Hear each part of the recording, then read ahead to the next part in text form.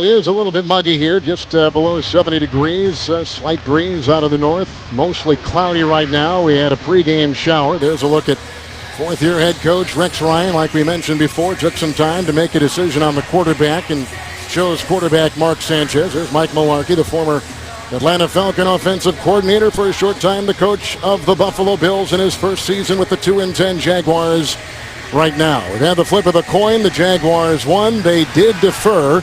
And so they will kick off, and Josh Scobie will take care of that. He's got a big leg, and he'll have it teed up at the 35-yard line. But the story now for the Jets becomes the kickoff return man. This is Joe McKnight, who last night was waylaid with migraines. They didn't know if he would play today. Well, and they need all hands on deck today, Kevin. Do the New York Jets. We said the special team need to make plays. McKnight has to protect the football and look to make a big play in the return game. Jaguars lost in some bad weather in Buffalo last week. We know about the come-from-behind win for the New York Jets. And that is through the end zone, a touchback, and to the 20-yard line. And get our first look now at the New York offense led by their quarterback, Mark Sanchez, benched for the first time in his 4-year career last week. After 3 first-half interceptions against Arizona and Solomon, he gets the start today. And he was very candid when he spoke with us last night. He said as soon as last week's game was over, he was looking forward to getting a second chance to be able to start in today's game. He wants to manage the game and not turn it over, allow the defense to work on their behalf. Cromartie is at the bottom of your screen. There are 2 tight ends. It is 1st and 10. Sean Green will take it in. Met by all kinds of traffic like Russell Allen, the linebacker. It's a gain of 2 to the 22-yard line. 3 Pro Bowlers on that offensive line. The run blocking against the league's second-worst run defense at Jacksonville. Key today, anchoring that line, is the center, Nick Mangold. Dustin Keller is out with an ankle, so Jeff Cumberland will step in that category. So we've already seen one wrinkle, and that was Cromartie in there. It is 2nd down and 8. Opening drive for the New York Jets. Green again, and into a pile, and they had Mincy 94 among a couple in there. That's a gain of 3. The Jacksonville defense is number 31, Jason Babin, off the waiver wire last week of Philadelphia, becoming a starter immediately. Paul Posluszny is their linebacker, leading the Jaguars in tackles and having the best season of his career. And the former New York Giant, Aaron Ross, who has taken the place of Mathis, is out with a calf injury, so rookie Mike Harris will replace him. It's 3rd down and 5.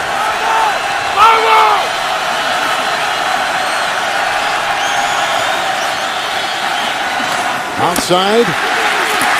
And down the play by Gilliard. It's close to a 1st down. Coverage across the way. Mathis, it's a gain of 4 on the play and close to the 30-yard line. Let's see the spot. Shy by a half yard. Well, Mark Sanchez knew they would be blitzing from the right side. He goes hot, gets rid of the ball quick, and that's where Gilliard has to do a really good job of breaking a tackle, extending for a 1st down. This is Dwight Lowry matched up against Gilliard out there and need to make that tackle to prevent the 1st down. And Rex Ryan said, let's go ahead and punt it. And that's what they'll do. Gilliard, by the way, making his first Jet reception, spent most of this season with Philadelphia. To punt, Robert Malone. And deep back will be Quan Cosby for the Jacksonville Jaguars. Fair caught at about the 32-yard line on the play. That's a 38-yard punt, and that takes us now to the Jacksonville offense. They're number 31, like their defense. Their quarterback by Chad Henne, making his 3rd start for the Jags, replacing the injured Blaine Gabbert. Yeah, Chad Henne, I think, has improved the quarterback position for Jacksonville because he's quick, he's decisive, he's been highly accurate throwing the football. He said he wanted today to get the ball early in the hands of Justin Blackman. He needs early touches in order to be successful.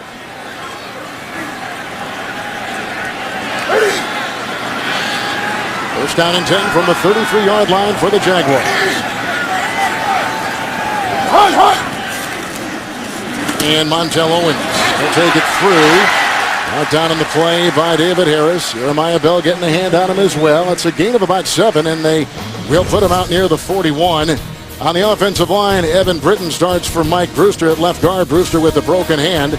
In the backfield, the Jaguars' 2 top running backs are out. Reese Jones-Drew and Rashad Jennings. So Montel Owens will start. Also out, their lead receiver, Cecil Shorts, their best offensive playmaker, and Kevin Elliott, a rookie, will take his place today. 2nd down and 2 on Jacksonville's first possession.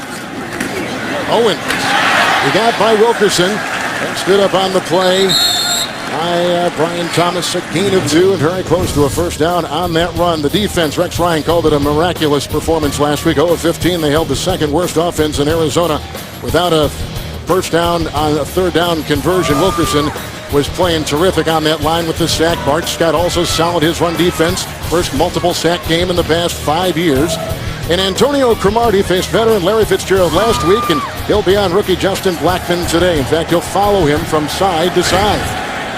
He'll get the first down on that run.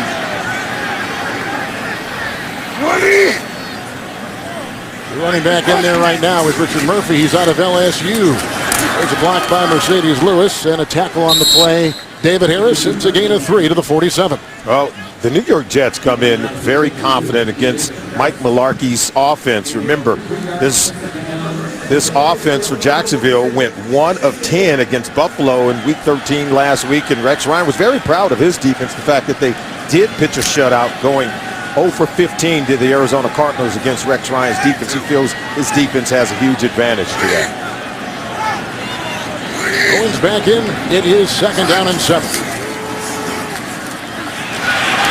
And a rush right there, and this is caught by Guy Wimper. He was a tight end eligible. It's a gain of 10. The former Giant offensive lineman moves down to the 43. Well, Wimper didn't look too bad out there, did he? You watch him check and release, and out in the flat, he's wide open. Can he make someone miss, pick up a first down? Enough. He stumbles forward and eluding the would-be tackler, Jeremiah Bell. Wimper at East Carolina was a college football tight end. That's his 2nd catch this season, his first for a 1-yard touchdown.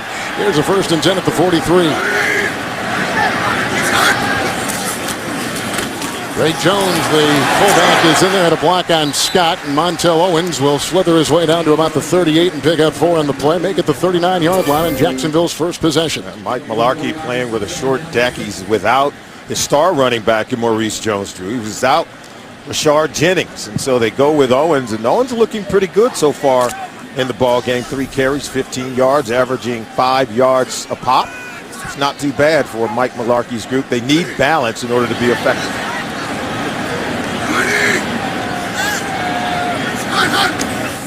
Chad Henne on 2nd down and 6. Oh, good time.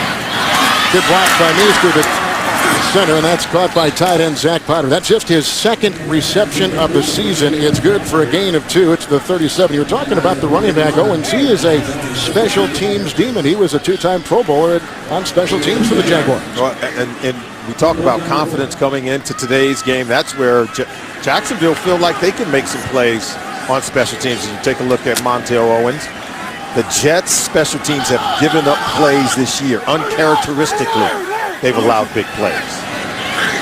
Heinster is the extra defensive back, 3rd down and 4.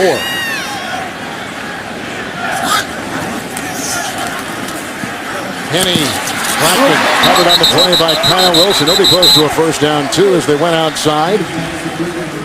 Wilson with just 1 pick, the 3rd-year player. Gain of about 3. Let's see where they spot it. Going to be close. It sure is. I like that throw from Chad Henne. He had something on that one to get it so far across the field and complete it as Kyle Wilson was closing in on the play. Now, when Henne signed here, he knew that he was going to be a backup to Gamper, didn't he? Yeah, take a look at this throw. Yeah, he knew he would be a backup. We even talked to him. The Jets also recruited him. They sure did. In free agency this offseason. His former coach in Miami, now the offense coordinator for the Jets, Tony Sperano, was very much interested in bringing him to the New York Jets. They keep 5 in the secondary, 1st and 10. Henne, that's Blackmon again, about the 27-yard line. Cromartie was over there, ushering him out of bounds, and a quick pickup of 6. Oh, we told you they wanted to get the ball over to Justin Blackmon early in the ball game. Felt like the young rookie, he does better when you can get the ball to him rather quickly. And I think the experience we talk about with Chad Henne, that's where I think it comes to fruition. As you can see, the Jaguars, 0 opening drives in their last 23 games when they've been able to take it down and score points. Third different running back is back there now, Jordan Todman, 2nd down and 4. In an offensive backfield that has been decimated by injury for Jacksonville, and this is Todman, who tries to pick and poke his way for a couple yards across the way. And Wilkerson makes the stop. Well, in the last opening drive touchdown for this team, let's go back to October 9, 2011 against the Bengals. Maurice Jones-Drew scoring a 6-yard touchdown run. Jaguars have gone 23 games without scoring an opening drive touchdown. Well, they could use Maurice Jones-Drew today. Not in clothes, but in helmet and shoulder pads. Always very effective when he's in the offense. Represented, 47% of their offense a year ago. Here's a 3rd and 2. Pickup of 1 to the 24-yard line as they stack the middle right there. I see David Harris getting off that pile along with a couple others, including Kenrick Ellis on the defensive line. So 4th down.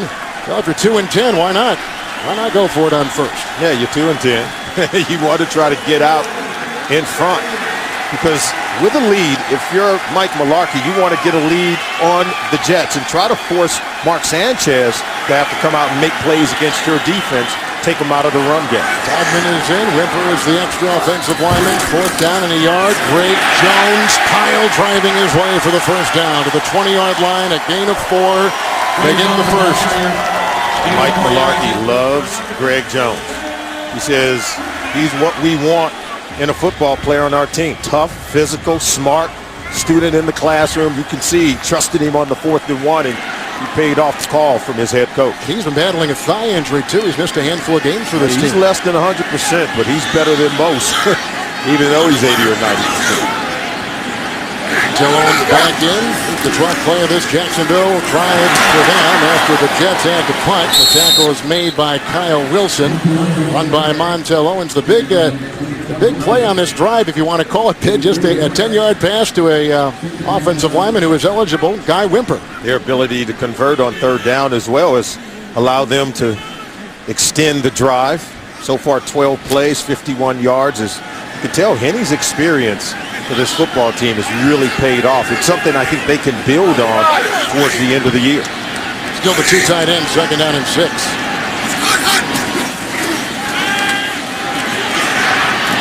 Greg Jones. This open field tackle there by Kyle Wilson. It's a gain of 5. He's near the 10-yard line, and Greg Jones makes the reception, just his 9th of the year for Jacksonville. And right now, I think the Jets' defense is back on their heels a little bit. We're seeing guys catch the ball in open positions where they have room to not only catch it but run or extend it for the 1st down. Rex Ryan very proud of this defense. I think they've been playing well, even without their best player, Darrelle Revis. But today they're going to have to play even better. Looks like Jaguars may have their number. 68 Wimper is back in on this drive, and is, as I just mentioned, 5 of 5, 3rd and 1. Oh, the big hit from the side, and the deflected ball, and it is intercepted on the play. Bart Scott brought down by Wimper, but making it happen was Garrett McIntyre, who came off the edge, drills Chad Henne, and the pick right there and out to the 17-yard line for the Jets. The lack of pocket presence for Chad Henne, he pays dearly as McIntyre plants him into the ground, is picked off for the Jets. The defense stands up to make Rex Ryan proud. Well, that was a 13-play drive, and Jacksonville gets nothing out of it. Well, and they've scored on every red zone possession so far this season until that one. Cromartie is in motion, the defensive back, and also plays receiver as you see, 1st and 10. It goes to Cromartie from Sanchez, who is brought down on the play by Jason Babin. It's a loss of 2, and he's back to the 15-yard line after the Bart Scott interception. Take a look at Guy Wimper here, and then McIntyre is going to come free. He's going to come on a delayed blitz. But then, see, Wimper is supposed to fan out and take him, but he doesn't. And so it's a clear track to the quarterback. He gets the hit, the ball flutters, and Bart Scott makes a terrific play. Getting the turnover. Got to protect the quarterback, and if you don't, McIntyre will find it. Rasheed Mathis is the extra defensive back, 2nd down and 12. Here goes Sanchez outside once again. Gilliard with it and on the move, and hit by Landry, and out of bounds he goes. Dwan Landry stopping him after a gain of 11, and the catch and run takes him out to the 26. Well, pass game getting going. How about giving some throws to Mark Sanchez, to Tony Sperano, that he could complete? You can see he stepped out of bounds a little early there. Gilliard could have gotten more out of it. He just continued up the field, stepped out of bounds a little early, but Sperano giving Mark Sanchez, giving his quarterback some easy plays to complete, just to get him in rhythm and improve the confidence. John Green on 3rd and 1. And Brzezinski brings them down. Gain of 4. First down up to the 30-yard line on the play. They'll move the chains in for complete pro football coverage, including everything you need to know from this weekend's matchups all the way through Super Bowl 47, which will be televised on CBS. Visit cbssports.com/NFL. It's been a tough week for Mark Sanchez, and getting a second chance here today, Kevin, this week has tested his mental toughness, his strength of character. Everything's on the line today. 1st and 10 for Green. As they move right there, Landry from the secondary brings them down. Gain of 6 up to the 36-yard line. And going back to Mark Sanchez, we all fail at some point, don't we? We all stumble, but I think the real test for Mark Sanchez is how do you respond to failure? I think that's the key determining factor. I think that's why everyone wants to see how he is going to play today. His head coach believes in him. We talked to his teammates. They all seem to believe in him. But now it's the moment of truth. He has to come out and make it happen here today. 2nd down for Green. Looking for a block from Moore. Not much there. The rookie Mike Harris starting today on the edge. Makes the stop, and it's a gain of 1. Yes, Sanchez told us last night his family has been incredibly supportive. In fact, his center, Nick Mangold, said that, he texted Mark late last Sunday night saying, hey, you know where to find me if you need me. Oh, the teammates were very supportive. And, we talked to him about, his demeanor on the sideline after being benched. He was taking notes. He said, I just did for Greg McElroy what I would want him to do and what he has always done. He would always chart plays for me, so I felt it was the right thing to do the same when Greg McElroy went into the ballgame. Noel Powell is back there, 3rd and 3 for Sanchez. Got a block from Ty and incomplete, and they were looking on the play for rookie Stephen Hill. Coverage by Derek Cox, and they'll have to punt. Well, his dad was here earlier before the game started on the field and greeting Mark. He's very close to his father. And then Tebow comes over, as you can see, and so he's leaned on his dad, Nick, a lot this week. Yeah, he said that, family support has been great. And he said the family knows it's not a talent thing, it's not a preparation thing. I just have to go out and play. Malone to Quan Cosby from the 12-yard line and hit and brought down on the play. Great special teams pursuit on the play. Ellis Langster was there. 50-yard punt. Second possession coming up for Jacksonville. About 35 miles south of here down in St. Augustine, you can go see 9-foot crocodiles. There's another gator here. Tim Tebow active today, 2 cracked ribs, not 100%, but suited up. And the second quarterback, Ken Regelis, will begin on the defensive line this particular series for the Jets. 1st and 10. Kenny hit once from Wilkerson. Hits it off to Owens. And that was brought down by Bart Scott, who has an interception in the game. It is a gain of 11 on the play. Yeah, this is like a pump fake for Henny. Watch, Wilkerson comes in. He'll get him off his feet and then duck right underneath. Comes up throwing the ball. It's good pressure in the face of Chad Henne, but he remained poised. Look at the pump fake. He ducks underneath, comes up throwing. Real athletic play. Wilkerson thought he was going to play J.J. Watt and bat one down. See the 2 tight ends. 68 Wimper is in. 1st and 10. Todman is in the backfield, and there goes the flag, and that is a false start on Jacksonville. False start, number 73 offense. 5-yard penalty, 1st down. And our first penalty of the game. Well, Jacksonville got off to a good start, led by their quarterback, Chad Henne. Did a really good job spreading the ball around. 7 different players with a run or a reception on this drive. Henne had gone 5 for 5 until this throw. He was hit, then intercepted by Bart Scott. Ended up going 5 for 6 on the drive. Costly turnover in the red zone. 1st and 15. Henne, Blackman. Kyle Wilson was covering on the play near the 29. Pickup of 9 on 1st and 15. And already Blackman off to a good start. 3 catches in the game so far. Henne said they wanted to get him the ball early. Remember, Cecil Shorts is not in today's game, and I think that's a huge impact on their offense. He had been such a surprise and explosive playmaker. Now they have to rely on Blackman on the outside. Look for them to work the tight end and maybe the slot receiver Jordan Shipley as well. 2nd down and 6. Todman Jeremiah Bell grabs him and brings him down with no gain on the play. That is the end of the first quarter. An interception by Bart Scott deep in his own zone, saving a scoring play by the Jaguars. The big play so far.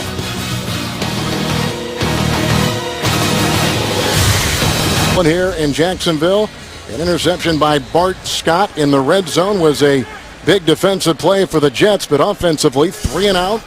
6 and out. Here comes Jacksonville now with a 3rd and 6 on their second possession this afternoon.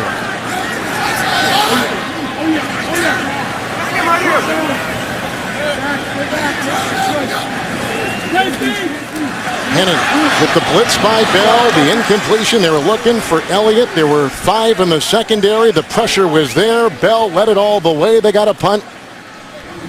Once again in the game, Jacksonville 4 and out. Well, they showed 6 men on the line of scrimmage. Then they added 7. Jeremiah Bell was the blitzing safety, and they never accounted for him. Watch him creep up here, and he's going to come free as they drop out Eric Smith. So it's one of those things that Rex Ryan's defense will show you. They can confuse your protection. They also will confuse your quarterback. Here's Jeremy Curley looking up into that bright Florida sun. Fair caught after the 53-yard punt by rookie Brian Anger. Here comes Sanchez and the Jets again. That boat belongs to the new owner of the Jacksonville Jaguars, Shad Khan. He purchased the team. He's a Chicago-based businessman and invested fully in this franchise. Here's the 3rd possession for Sanchez and his offense, punting the first 2 times. 1st and 10 right here. Sanchez on the move, chased by Pope, Lesney, and Allen. And sliding to about the 23-yard line on the play. And here is kind of a quick pictorial of the way the press is handled from the very beginning of Tebow's entrance into the New York market and right through the season. A tumultuous season of disappointments, letdowns, mistakes, fumbles, turnovers. This is a team that's 5 and 7. Rex Ryan said many have left us for dead, but we have a group that cares and competes. He said, you know, we haven't had any dissension, or you would know about it. He's right. 3 tight ends here for Powell, who brings it up on 2nd down and 6 and picks up 3. He's to the 25-yard line. Yeah, he talked about the fact that this is a close-knit team. He said they're going to continue to fight. They believe they can win out these 4 games, and they're going to continue to compete.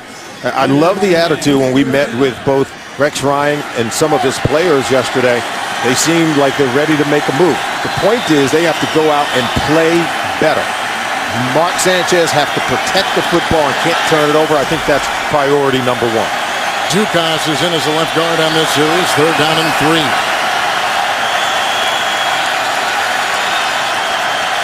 5 defensive backs for Jacksonville, and Sanchez looking for Curley. Catches the pass off his hip, brought down by the defensive back. Landry picks up 12. 1st down to the 37. Let's go to New York and James. It's a hot Cincinnati team. Yes, and Andy Dalton, his 25th touchdown pass of the year, and it's a little shovel pass to Andrew Hawkins. He goes around the corner, 8-yard touchdown, 7-3 Cincinnati. Back to Kevin and Solly. Oh, JB, my Cincinnati Bengals are on a roll. Powell remains. Alex Hilliard is the fullback. It is a 1st down to the 37-yard line.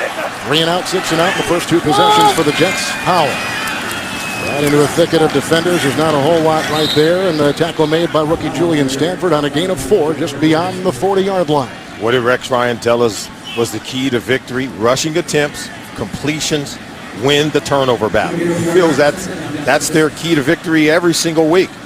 Last week, it undermined the fact that they played very good on defense when, of course, Mark Sanchez had 3 interceptions in the ballgame. If he can protect the football and lean on the defense in a run game, they feel they can easily win this ballgame today.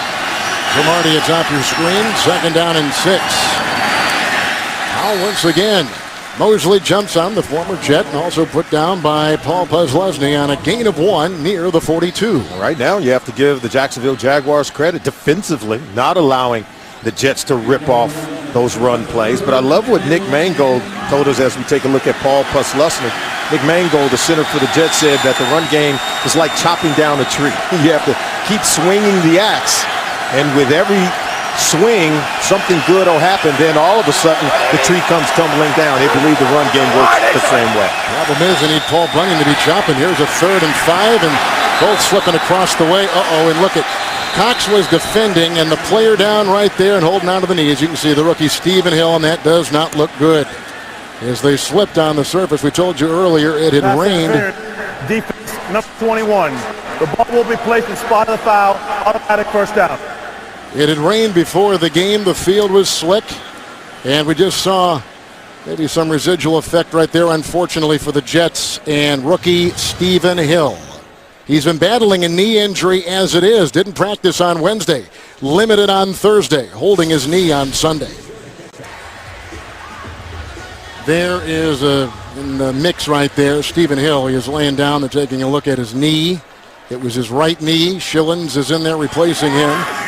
Howell remains in the backfield. A 14-yard penalty right there on Cox in the secondary for the Jags. 1st and 10 right here, and there's Curley, and he was held by Cox, and he's been penalized again. Cox is battling a hamstring, so he is not 100%. He didn't play last week, in fact, in Buffalo. So he's back this week, and Alberto Riveron and crew will discuss. Well, we always say you got to play coverage with your feet, not your Pass hands. interference, number 21 defense. The ball will be placed in the spot of the foul. Automatic first down. So you can play with your hands within 5 yards, but then you can't jam them or make contact with the receiver beyond 5 yards. And I think Cox was in that no man's land, or about 6 yards down the field. Not only did he reach out to jam him, held on to clearly a little bit. Jason Smith, an extra offensive lineman on the left side. 1st down and 10. Smith does this a lot, rotates as either a pass catching tight end in a eligible offensive line position. Here is a run by Powell, and he tries to carve out a couple. There's not a whole lot there. He's gaining 3, and he's down to the 36. Coming up on the Verizon Halftime Report, join JB, Dan Shannon, Boomer, and Coach Bill Cowell for the latest NFL scores, highlights, and news. It comes your way from our CBS studios in New York. It's the Verizon Halftime Report. Here we have no score. The big play, an interception by Bart Scott in the red zone on the first possession by the Jaguars. Here is a 2nd and 7 for Sanchez at the Jacksonville 36.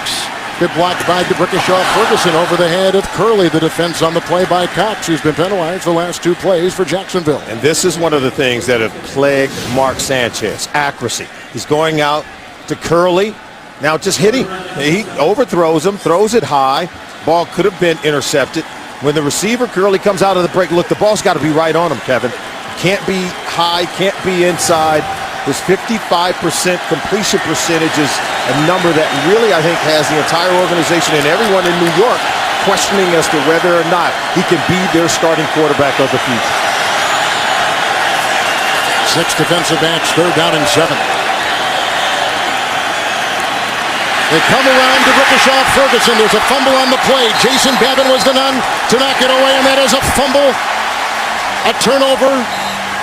Sanchez has it knocked away. I think Babin was the one coming off the edge, and for Sanchez, his 19th total turnover this season. And we talked about accuracy. This is the other thing that has plagued Sanchez.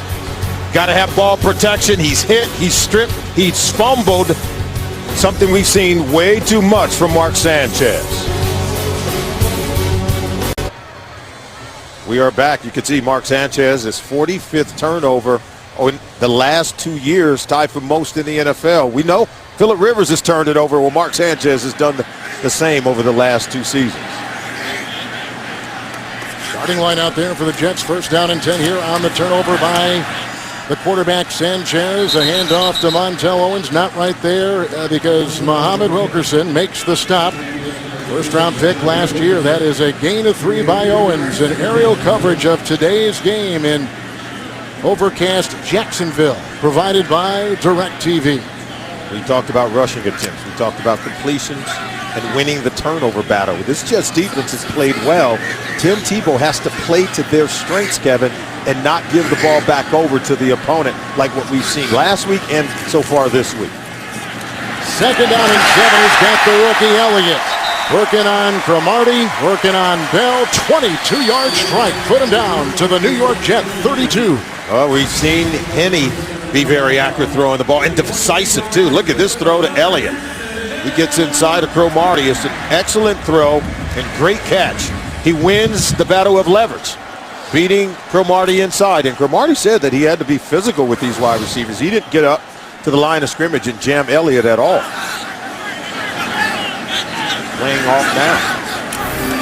Owens remains. First down and 10. Here comes Montel Owens. Second career start. And he was stopped on the play by Jeremiah Bell, longtime Miami Dolphin, close to a first down run near the 22-yard line. Move the chains. They're going to give him the first. Oh, they like Montel Owens. He had primarily been a special teamer, a Pro Bowler as a return man on special teams. So you know he has some wheels. He's got great vision, great open field runner. Might he be the guy to help this Jaguar offense against a really good Jets defense today? It only carried 7 times coming into today. Jordan Todman is in there right now with a couple of tight ends. It's 1st and 10 for Jacksonville on the fumble by Sanchez. Todman brought down in the secondary. LaRon Landry gets a hand on him. He is the second leading tackler for the Jets. It is a gain of 6 down to the 16-yard line. They're starting to get some movement against this Jets defense. The Jets have to get stronger at the point of attack. First of all, they have to strip the Jaguars of their running game. Force them to be more one-dimensional. Then Cromartie and that pass rush can unleash something on Chad Henne. Rex Ryan right now appearing to be very frustrated. Second down and 4.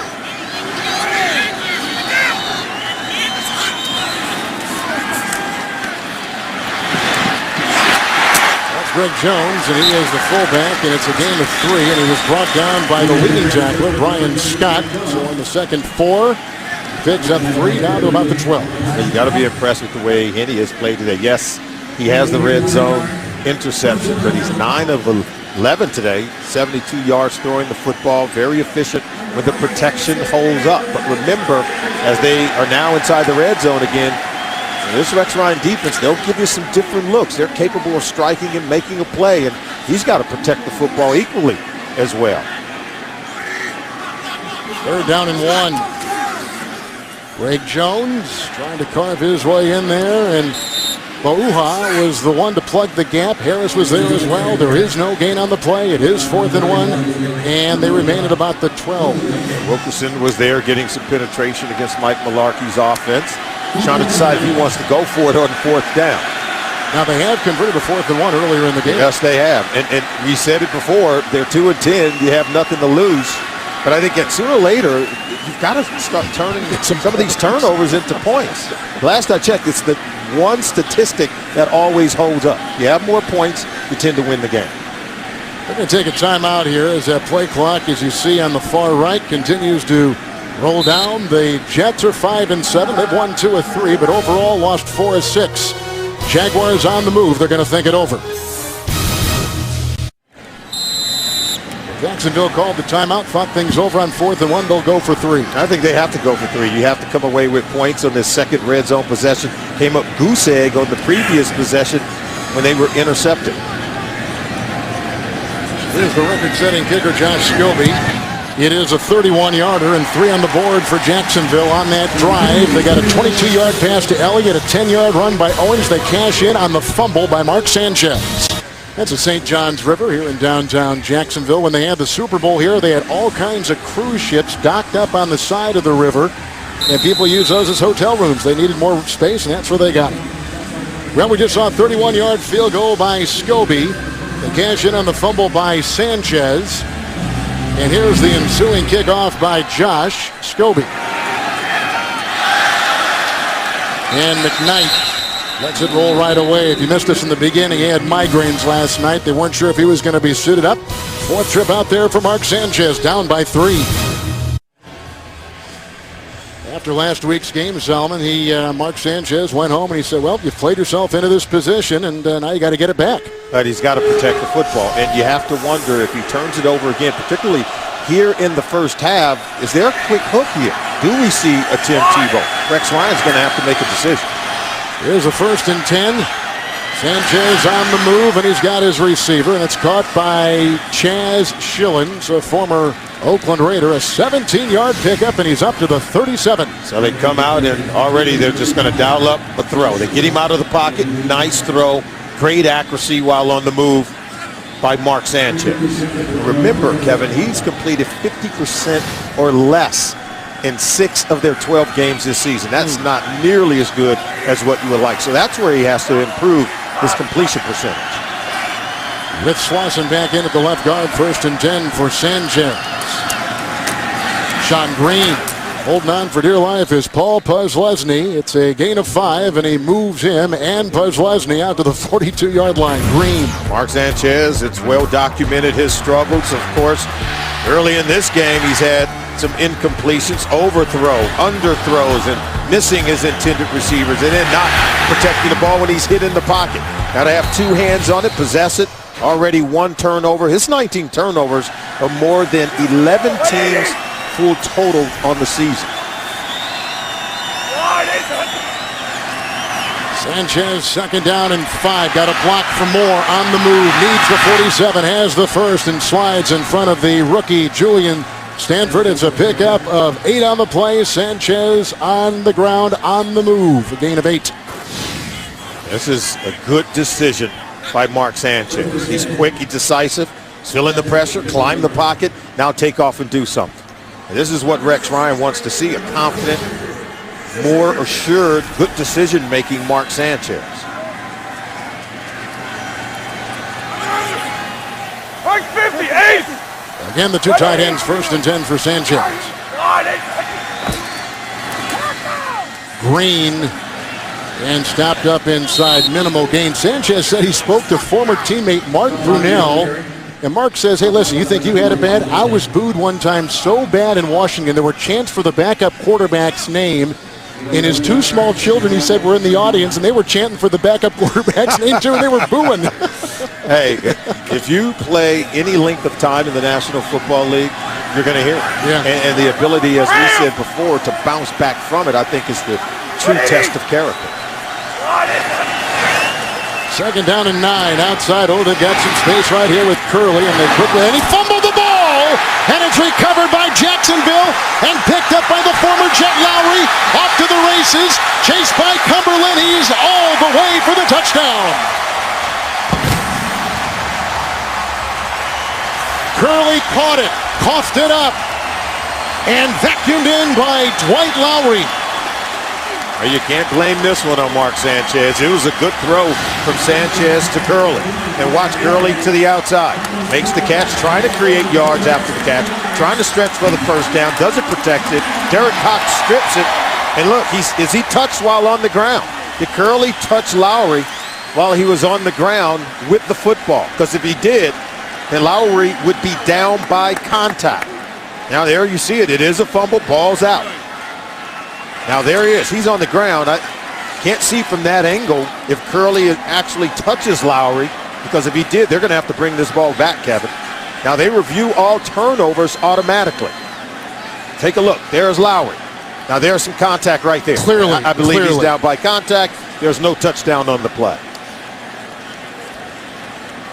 All turnovers are reviewed. All scoring plays are automatically reviewed. And with this being a turnover and a scoring play, it is being reviewed.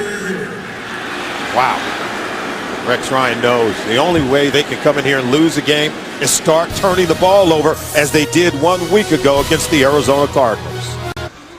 Well, we know it's a 2nd Jet turnover. We're just going to now wait and see where they're going to spot the ball with Jacksonville taking over.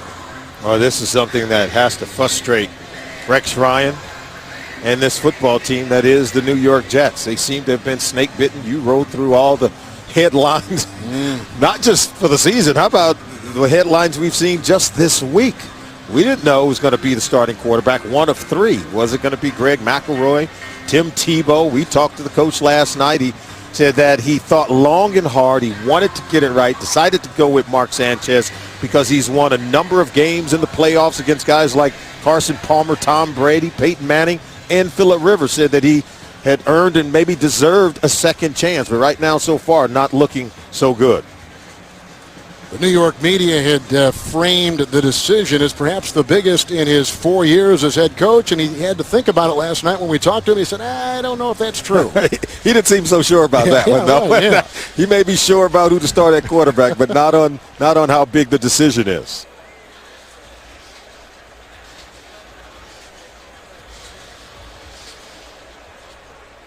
There was a completion on the play.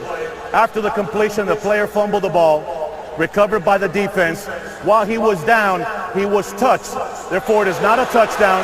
He is down by contact at the 39-yard line. 1st and 10 for Jacksonville at the 39. Please reset the clock to show 4:17.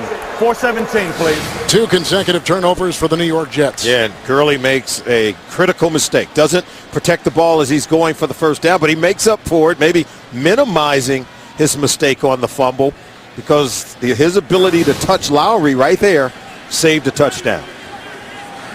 Look at the Jets, 11 turnovers, Kevin, in their last 3 games. We might also talk about the fact they turned it over on those 3 interceptions last week, and they still managed to win the ball game against Arizona. Yank Sanchez, they put in McElroy, who is not suited up today. They only have the 2 quarterbacks, and Tebow is number 2 after getting some pregame work, and they cleared him 1st and 10 from the 39, Chad Henne. Justin Blackman out of Oklahoma State, chased out of bounds by LaRon Landry. The catch and run put him in midfield, a 12-yard pickup. How about Blackman? He's working it, and Henne's making sure he doesn't forget about the rookie. There's a guy that had roughly 250 receiving yards entering week 11 against Houston. He nearly doubled his season total in that game alone, and from then on, he's caught fire. You can tell he's got confidence, knows what he's doing out there. Montel Owens on 1st and 10. Scott was out of position. Another tackle made by LaRon Landry. It is a gain of 5, and he's down to the New York Jet 45-yard line. Well, tonight on CBS, a 60 minutes investigation into the city known as the false confession capital of America. Plus, Hugh Jackman on 60 Minutes tonight and only on CBS. 2nd down and 5. Well, you love the way the Jacksonville Jaguars are at least running the ball well enough, Kevin, to provide balance against this Jets defense. It's one of the reasons why they've been able to move the ball consistently. Remember, they have to convert in those red zone possessions. Henne bobbled, dropped by the rookie, and that is Kevin Elliott, who earlier caught a pass of 22 yards. It's 3rd and 5. Wow. If Elliott catches this one, watch, he's going to come across the field. It's a catch and run. I mean, this is a good throw from Henne. But look, there's not a white jersey within 10 yards of him. If he catches this one, he's going to run for some big-time yards. Came wide open. Accurate throw from Henne, and all he's got to do is just catch that one. And not only will he have a first down, he's going to have a huge game. He's undrafted out of Florida A&M. Todman is the running back, 3rd down and 5. 5 in the secondary for the New York Jets, and Henne looks at it all, and he goes to Todman outside, and he is stiff-arming his way into Bell. Also hit by Calvin Pace. There is a gain of a yard, shy of the first. They're down to the 44-yard line. Good close by Bell and Pace.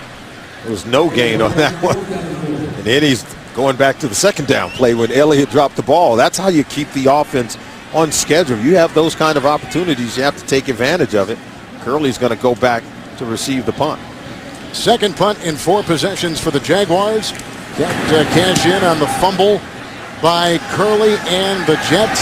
Curley is back there at the 15. Fair caught with Elliott in his face, and a 30-yard punt by the Jacksonville Jaguars. Kevin, let's take a look at some of the backup quarterbacks with big games this season. How about out in San Francisco? Colin Kaepernick won his first 2 games as a starter for the 49ers this season. Last week, Charlie Batch, he helped lead Pittsburgh to a huge win over the Baltimore Ravens, saving their season perhaps. And Greg McElroy came off the bench to throw the only touchdown pass for the Jets in a win against Arizona.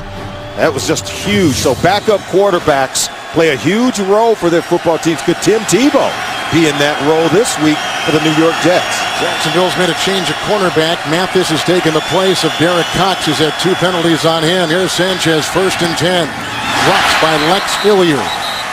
Incomplete. Signed back in early October to replace the injured John Connor. 2nd down and 10. Oh, Hilliard's got to catch this one from Mark Sanchez. Got to be able to keep the chains moving. You get the ball out in space, you come up and make one defender miss. You make one guy miss, you're going to pick up a first down. Well, we told you earlier that Dustin Keller was out, and here is another injury. Jeff Cumberland taking the place of Keller. He is on the sideline. Don't know if he's going to return because he's pulled a hamstring. Sanchez can't force the ball here, trying to stay on the field. He's smart.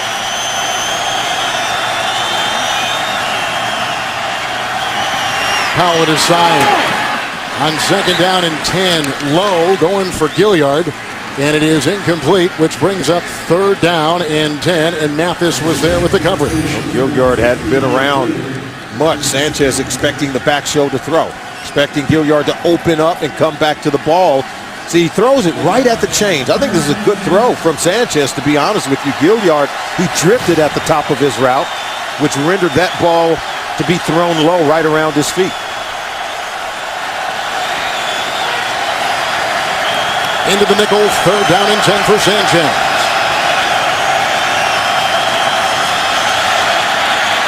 Good block by Howard, the right tackle.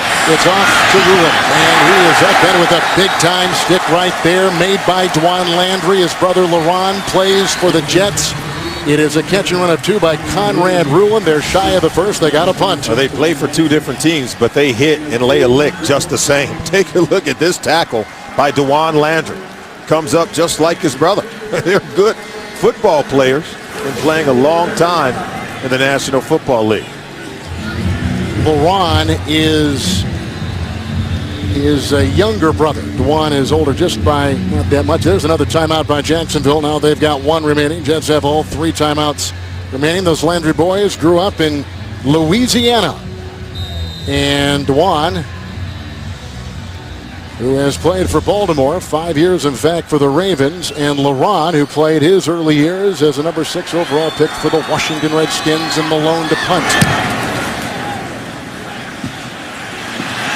Quan Cosby back, and he's going to watch this go out of bounds and into the Jets bench. 43-yard punt, and Jacksonville will take over. Speaking of those Landry brothers, there they are back in high school in Huntsville. That's about 30 miles outside of New Orleans. Yeah, can you guess who's who? One was a quarterback. I'm going to say... about LaRon right there. That's LaRon. There's LaRon. Look at the afro going. And the other one, look at Dwan. He keeps the low cut. He attends the barbershop every other week. Dwan on the right was the high school quarterback. LaRon on the left was a defensive player. The good news is they got 2 free educations by playing at some pretty good schools. Here's a 1st and 10 for Chad Henne. He was a 4-year starter at the University of Michigan. And a starter with the Miami Dolphins, drafted by Bill Parcells in Miami. Played for Tony Sperano, who's on the other side for the Jets today, calling plays to New York. And on 1st and 10, he overshoots his receiver with the coverage on the play by Kyle Wilson. He was aiming for Jordan Shipley. Let's go back and talk about Henne. He was a free agent this offseason. Remember when he came out the same year as Matt Ryan. And the Atlanta Falcons also scouted him along with Matt Ryan, and that's when Malarkey was the offensive coordinator in Atlanta. So he said he wanted the opportunity to play for Malarkey, and that's how he ended up here in Jacksonville. 1st round pick, Quentin Coples on the defensive line for the Jets at 2nd down and 10. New York has 5 in their secondary, which Henne will throw into, and Blackman will drop the ball with the coverage by linebacker David Harris. In fact, he and Chad Henne were teammates at Michigan. Harris along with Henne. Incomplete, Blackman dropping. Yeah, pressure in the face of Henne, not able to step up into this throw. There's Eric Smith, but the ball's still on the money. Blackman's got to haul it in. Harris tight end coverage.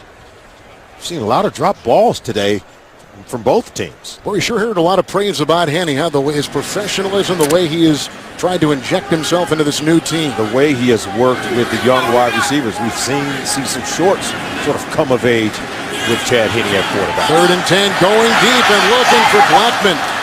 And the coverage right there by Antonio Cromartie. It's 3 and out. Jaguars have got to punt the ball. Cromartie, 6'2", 210 pounds. He's long. So if you're going to go over the top, you've got to get separation. And you can see he's step for step with Blackman. I don't think Blackman can run away from Cromartie. You can see Henne very frustrated. Like the rookie wide receiver got to win in those opportunities. But he's going up against one of the best. I think Cromartie has played phenomenally well in the absence of Darrelle Revis. Ryan Angerer is a rookie, and his numbers right now are the best through this many games for any rookie punter since the merger in 70. Curley is back there waving it away inside the 10. Well-placed punt. It'll die at the 9. Angerer. Boy, they like him. Big-time leg. 48-yard punt. Here comes Sanchez. 1:49 before halftime. Not a very good offensive resume for the Jets in this first half. No, they have struggled, but in the final 2 minutes of the first half, they've scored 8 times so far this season. 1 touchdown, 7 field goals. So let's see what they do in the final 2 minutes of the first half today. Dukas is back in as the left guard. Here comes Powell. Cumberland is back in the game after a hamstring, and Bilal Paul takes it into the possession of DeJuan Landry on a gain of 5. There you can see the first 5 possessions here in the first half. They've had to punt it 3 times. They've got 2 fumbles on those other 2 possessions. Only 88 total yards of offense so far in the game for this New York Jets offense in their first 5 possessions. They've struggled. Let's give the Jaguars defense some credit, but Rex Ryan's got to want more out of his quarterback and more out of his offense. Jason Smith has come in as a tackle-eligible extra offensive lineman, 63, second down and 5. Little corkscrew move right there. Not a whole lot there as C.J. Mosley makes the stop, and that's Powell who's trying to dig his way and doesn't gain anything. Hey, coming up on the Verizon Halftime Report, James Brown, Dan, Shannon, Boomer, Coach Bill Cowher with the latest NFL scores, news, and highlights. All coming up on the Verizon Halftime Report from our CBS studios. Third down and 5. Yeah, pick third down, because if you're Rex Ryan and you don't get anything out of this offensive possession, they're 6th of the game. Do you make a change at halftime at quarterback? This crowd, he could hijack the whole crowd. You put Tim Tebow in the game, he'll turn the crowd on these Jacksonville Jaguars. 3 defensive backs, third down and 5. Powell looks like he crawls, one of those defensive backs. Landry was the guy to get him along with Terrence Knighton. And he picks up a yard. He gets to the 14. That's not enough. They got to punt the ball again. Second consecutive 3 and out for the Jets. They have to get something going on offense. Maybe the defense has to score some points here today for the New York Jets. Robert Malone. Juan Cosby at the 41-yard line for Jacksonville. Finds a gap. He tries to sneak through. Long snapper just about knocked him down. Tanner Perdum. He slowed him up at least. 14-yard return on a 45-yard punt. And the ball is in Jets territory. And that's key. A good field position for Chad Henne. Of course, there's 12 seconds left to go. That gives them time for maybe one shot down the middle of the field to set up Josh Scobie, who we know has a phenomenal leg. Kick the punch over 50. Let's see what Henne does here. They just got in from the sideline, but there seems to be some confusion as they line up their receivers. A look at Scobie right there. You see the target line. He needs to get another 4 yards or so before he is ready to go. The Jets have taken a timeout. The Jaguars are out of timeouts. In this contest, New York has punted twice, fumbled twice, and the last 2 possessions, 2 3-and-outs for a solemn-looking Mark Sanchez, and a lot on the plate certainly for Rex Ryan. This team is still alive, 5-7 coming in, winning 2 of 3, but they've lost 4 of their last 6. So whichever way you look at it, they are on the outside looking in right now. That means their playoff hopes are on life support. Yeah. and they can ill afford to have it hit a flat line here in Jacksonville. They expect to come in here against a team that's 2-10 and win the ball game. And I know Rex Ryan could tell when we talked to him last night, he had a great deal more confidence that his team would play much better than they have here in the first half.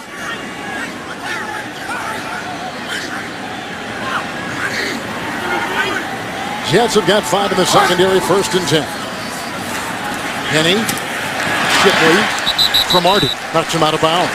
And the catch down to about the 37. In fact, it is exactly at the 37. A pickup of 7, got out of bounds, stopped the clock at 8 seconds. So now, as we just saw the target line, they are well within the range of Josh Scobie. And it appears as though they're going to run another play with 8 seconds to go. Second down and 3. And the Jets had to call a timeout because they could not get Garrett McIntyre off the field in time. And had they taken the penalty, it would have moved him in even closer. So now they've got 1 timeout. Rex Ryan with 8 seconds remaining in the second quarter. Now, keep in mind, the Jaguars are out of timeouts here in the first half. If you're the Jets, you want to defend the boundary. If you let them complete a pass over the middle of the field, they're going to run out of time with 8 seconds to go. They're not going to be able to get the field goal team on the field fast enough to kick the field goal. I would be inclined to let them catch it over the middle of the field, but certainly you have to defend the out-of-bounds marker, knowing they're going to want to catch it and get out of bounds to stop the clock. Well, you see the assortment of receivers and tight ends and running backs they have with his second down and 3. Jets have put in a 6th defensive back. Here is Henne. Keep track of the time and now throws it away. The coverage was there.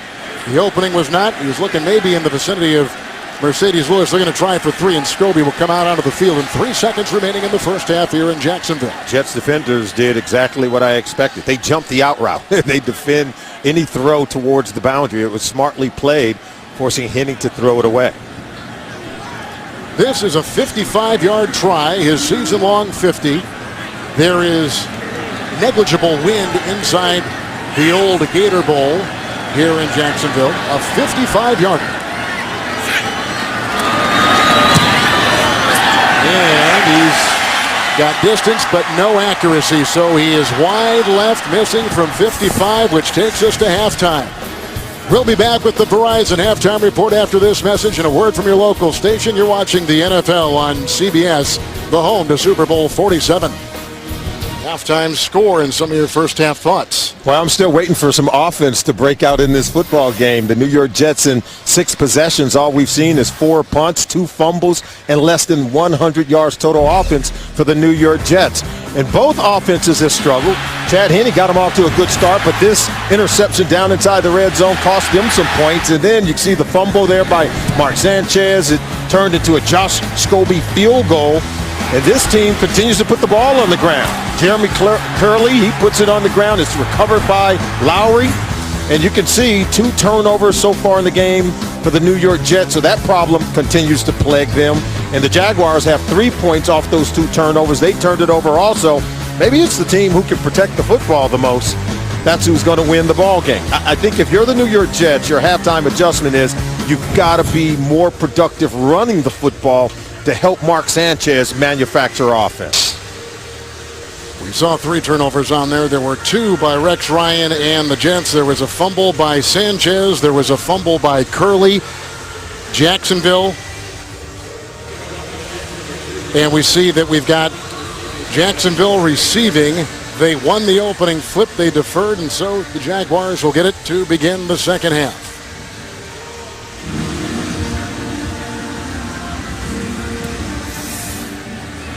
And here we go. Todman is back. And a good tackle on the play, and it was made by Josh Bush, who is a rookie 6th-round pick, a 13-yard return. And here comes Chad Henne and the offense, the numbers for the quarterbacks in the first half. That was a real good tackle. They'll have the Jaguars trapped inside their own 15-yard line. You can see the numbers for the quarterbacks, very comparable. 7 of 11 for Mark Sanchez, but of those incompletions, there were some not so good throws where he threw it high and missed the intended receiver even though they were open. 5 defensive backs, 1st and 10.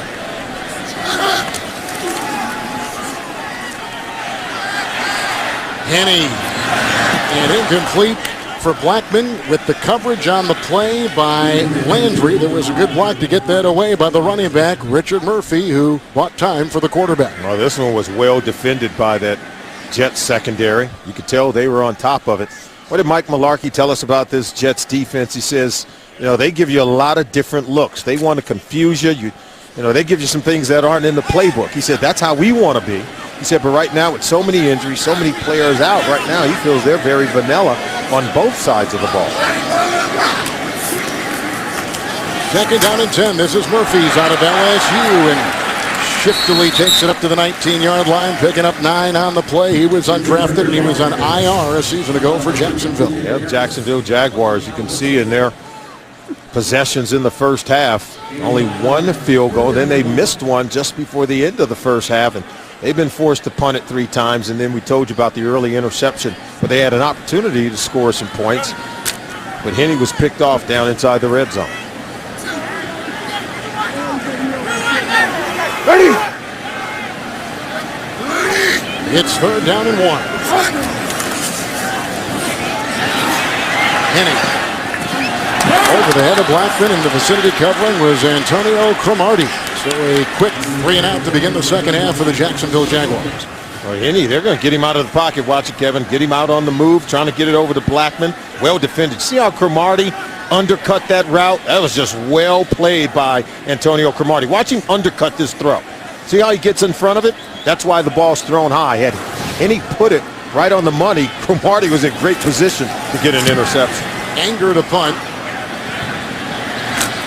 And Curley is back to get it. He's going to give the Jets some pretty good beginning field position. A 42-yard punt. And they'll start things with a flag down. They'll start things at the 38 as they stand right now.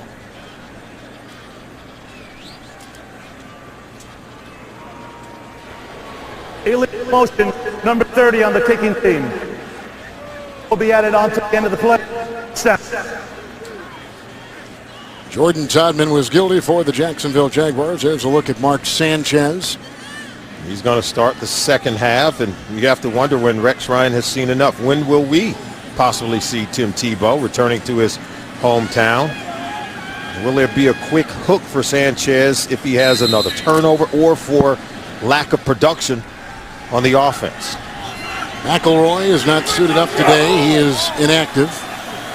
He's the one who led him to the win last week. First down and 10 right here from the 43.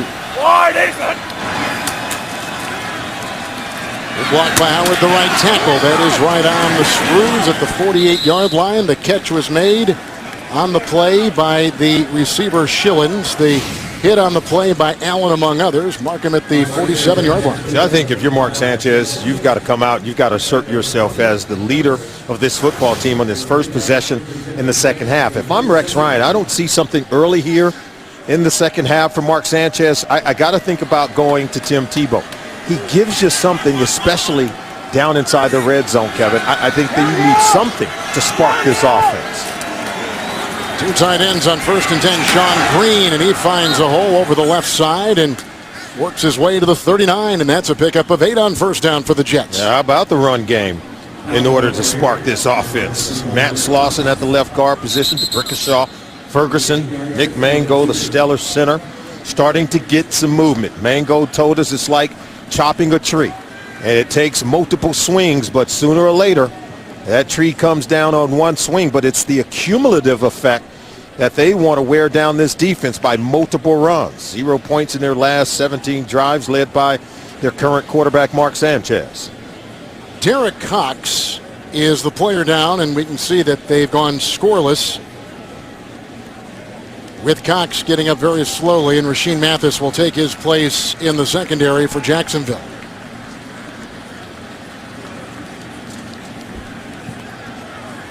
Mathis is a veteran of the National Football League. Had been playing some nickel corner. Remember, he underwent growing surgery and significant injury, which has really cut down his playing time. Jason Smith is in as an extra lineman. You can see under Sanchez, they have had a long drought. They break it right here. Second down and 2 from the 39. Green looking for a block from Curley. There wasn't a whole lot there. They pile on, and you can see a stop by Austin Lane. Gain of 3 to the 36. Mark Sanchez needs the running game and the ability to convert on those plays and pick up a new set of down. You can see 8 first downs for both offenses that have struggled. Mark Sanchez has to make plays. I think we've talked about the run game needs to pick up, but he's got to be able to complete passes when receivers are open.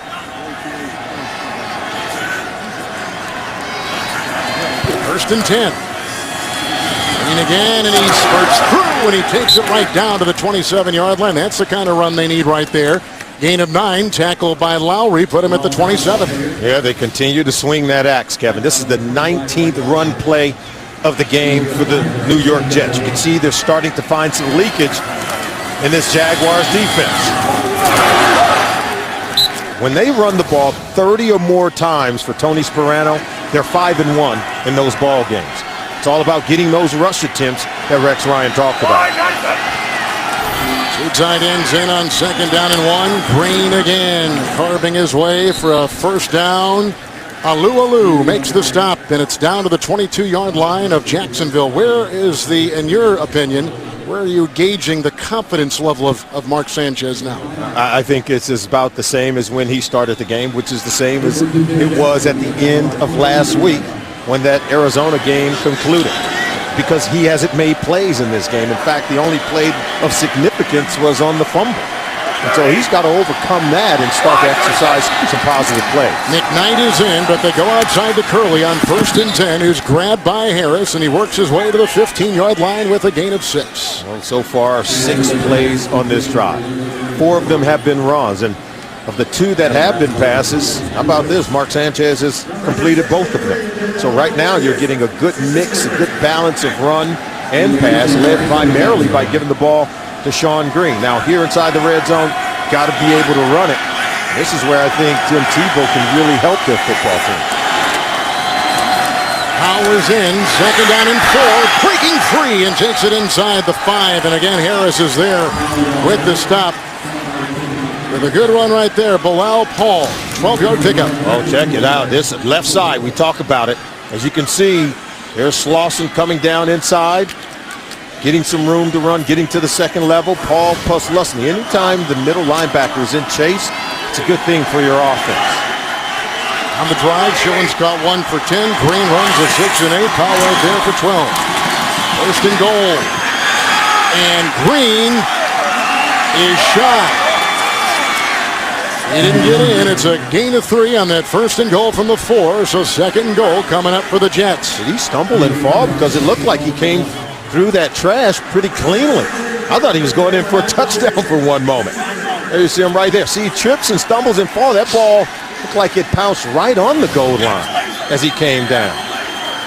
And see, you can see he's close to wanting to take a look at it, is Rex Ryan. It looked like he was going in clean for a touchdown. Jason Smith, an extra offensive lineman with a couple of tight ends. Green again, 2nd down and goal, and no signal yet.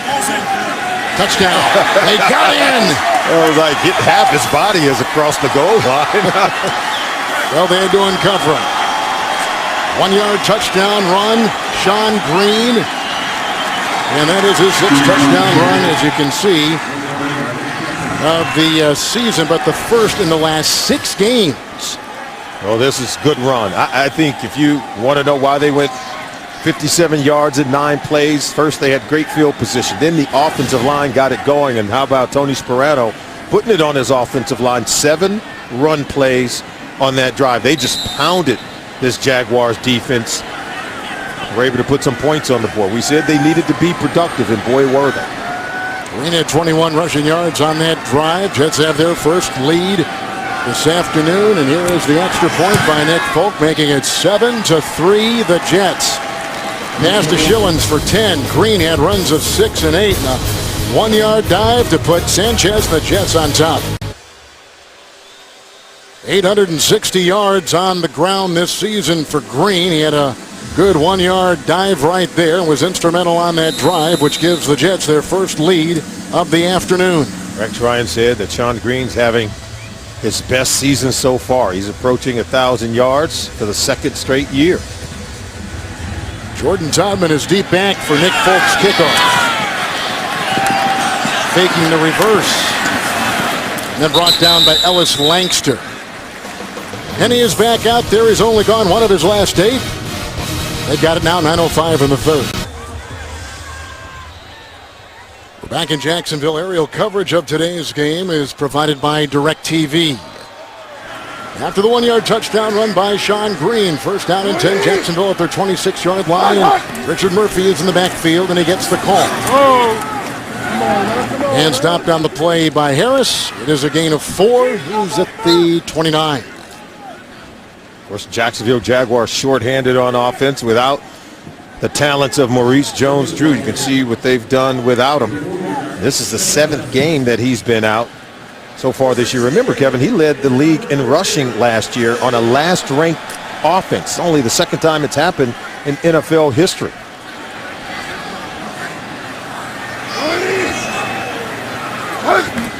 Two tight ends, 2nd down and 6. Murphy again. Good aggressive hit that time. Bart Scott, gain of 2, make it 3 up to the 32-yard line, and a Jaguar player is down. That is Mercedes Lewis, the tight end. They're already without Maurice Jones-Drew. Today they're without Cecil Shorts, and they can ill afford to lose Mercedes Lewis. There's the injured Jaguar player, a 2010 Pro Bowl player, Mercedes Lewis out of UCLA, and they've taken him out of the game. Potter has taken his place. 3rd down and 3. Jacksonville has missed their last 7 third downs. Kenny with the blitz from Bart Scott outside Shipley. The hit by Cromartie. A gain of 1, maybe 2. Out to the 34. Not enough for the first down. They got to punt the ball. But this is how you play aggressive defense. Come in the face of the quarterback, force the 3-step drop, hot read, then come tackle the hot route. And that's what you get from Antonio Cromartie. Effective defense on both the front and back end for the New York Jets. Anger to punt. Curley is back for the Jets. Now signals for the fair catch back at the 11-yard line. Elliott was covering. 55-yard punt. Another series of downs coming up for Sanchez. Mark Sanchez, 9 of 13 so far. He's fumbled once. No touchdown passes. But he has led them on a touchdown drive. The first possession here in the second half. I thought it was a pivotal possession for him to jumpstart this offense. Jason Smith is in as an extra lineman. Sean Green will take it up the middle and hit by C.J. Mosley on a gain of 4 to the 15. Speaking of that drive, Mark Sanchez decided he wanted to come out and play, put some points on the board. What does he do? Give the ball to Sean Green. Give the ball to Powell. Green, 6 carries, 29 yards on a 9-play, 57-yard scoring drive. Of course, Green topped it off with a 1-yard run for a touchdown. You can see what they did in the previous 6 possessions. On that last one, they yielded 7 points after going 57 yards. Had great field position to start the drive.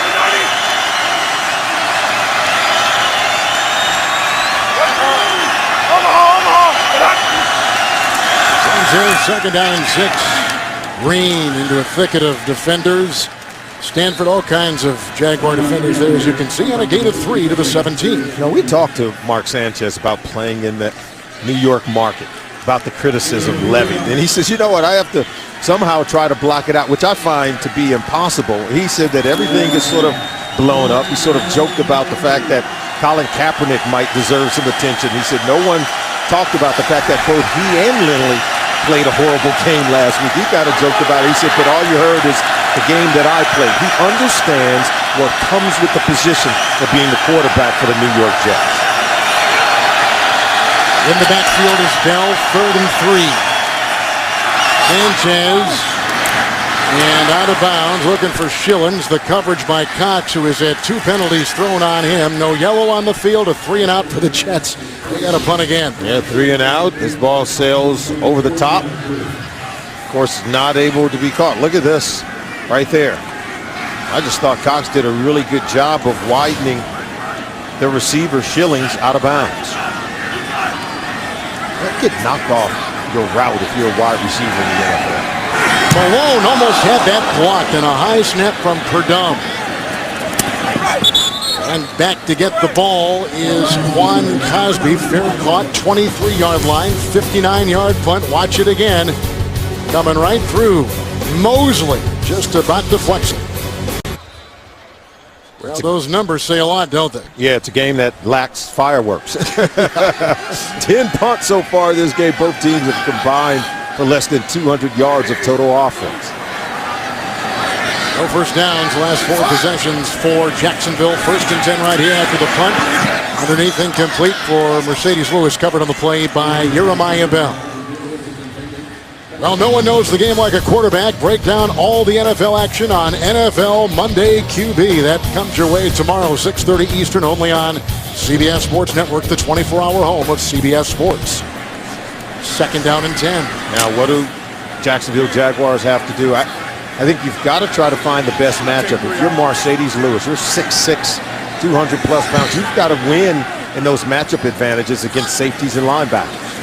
Thanks for the extra defensive back on 2nd down. That is dropped right there. 2nd today by Elliott. Now 3rd down and 10. Coverage on the play by Wilson. Elliott is struggling to catch the ball. We already showed you earlier he was wide open. Would have had a tremendous catch and run. While Henne is under pressure, he expects his wide receiver to make a play. If I'm going to take that shot, you've got to catch the ball.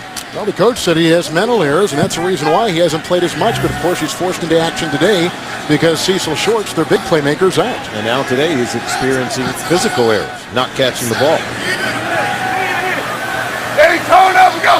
They're down in 10. Oh, up the middle they come, and down he goes. Wilkerson jumping on and devours him with the sack. It's back at the 15, and they got to punt the ball. A loss on the play of 8. Total collapse of the pocket. And you see they run a stunt and a twist inside. And so that's where the pressure comes up the middle, but they were able to pin and clamp the pocket. There was no room to escape for Chad Henne. Did a really good job of just protecting the ball and eating it. Knows he has to punt that one, but don't turn it over. Oh, look at that great graphic there talking about the defense. They've allowed 1 of 25 on third down conversions over the last 2 games. And Curley will be on the move right here for the Jets. And then brought down on the play by Jacksonville's Greg Jones, a former Giant. 14-yard return. An avalanche of defenders led by Muhammad Wilkerson.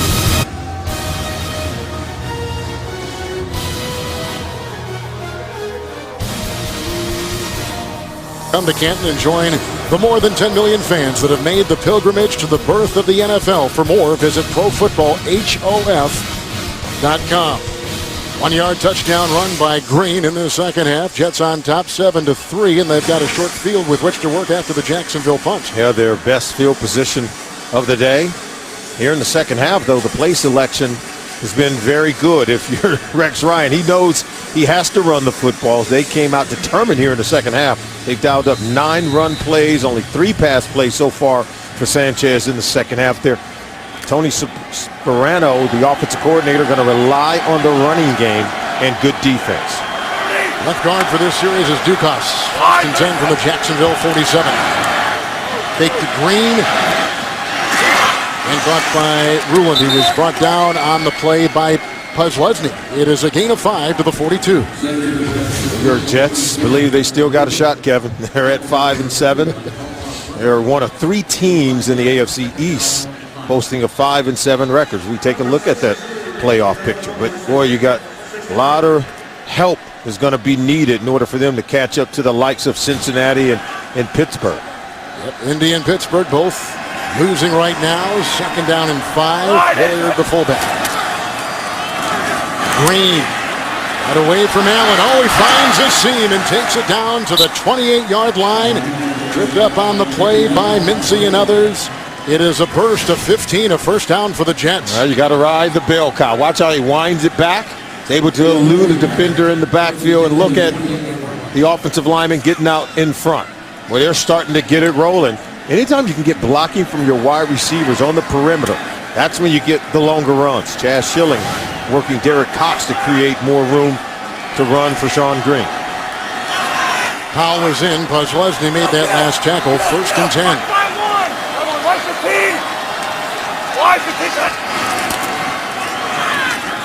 Moore pulling. Jason Smith was in there as an extra lineman, all leading the way for Powell, who tries to find some room on the edge. Only picks up 2 on the play to the 26 and knocked out of bounds by Cox. So of the 3 plays so far on this possession, you see 2 of them are still run plays. 2nd and 8, it's one of those opportunities where maybe you take a shot. Remember, for as much as we talk about Mark Sanchez and not completing the high percentage of passes, remember, he's without Santonio Holmes. He's without Dustin Keller. He's without some great weapons that have really succeeded and played a role in winning a lot of games for the New York Jets. 2nd down 8, blocked by Ferguson, dropped down the play by Curley. How would you assess the skill players for the Jets? Because league-wide, it is not looked upon favorably. Clearly, it's a C at best. And let's face it, they're not without, we already talked about it, without some of their best playmakers. They've had some injuries. Sean Green's turning in a good year for them, but they don't have that explosive runner, that dynamic guy that can take it 80 yards to the house. He's the bell cow that'll sort of wear you down over time, but sometimes you need speed, quickness, and athleticism on the offense, something that I think this offense lacks. Into the nickel, 3rd and 8. Bell in the backfield.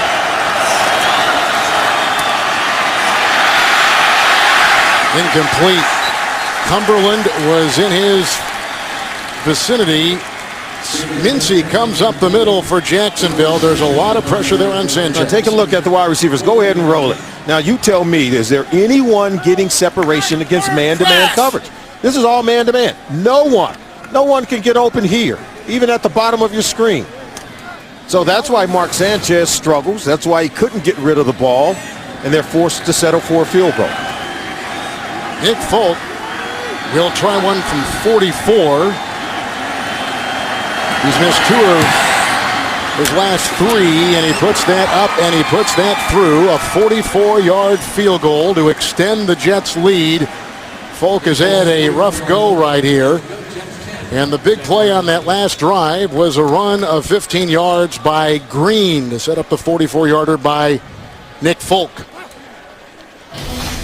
Well, tonight on CBS, don't miss a heart-stopping final challenge on The Amazing Race.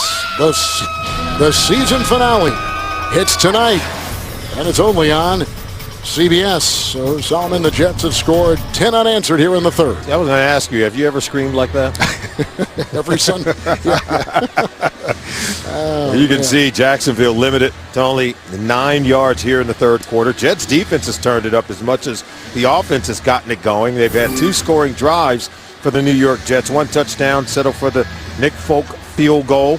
But on both occasions when the Jets have gone down and scored, Kevin, they've started with excellent field position.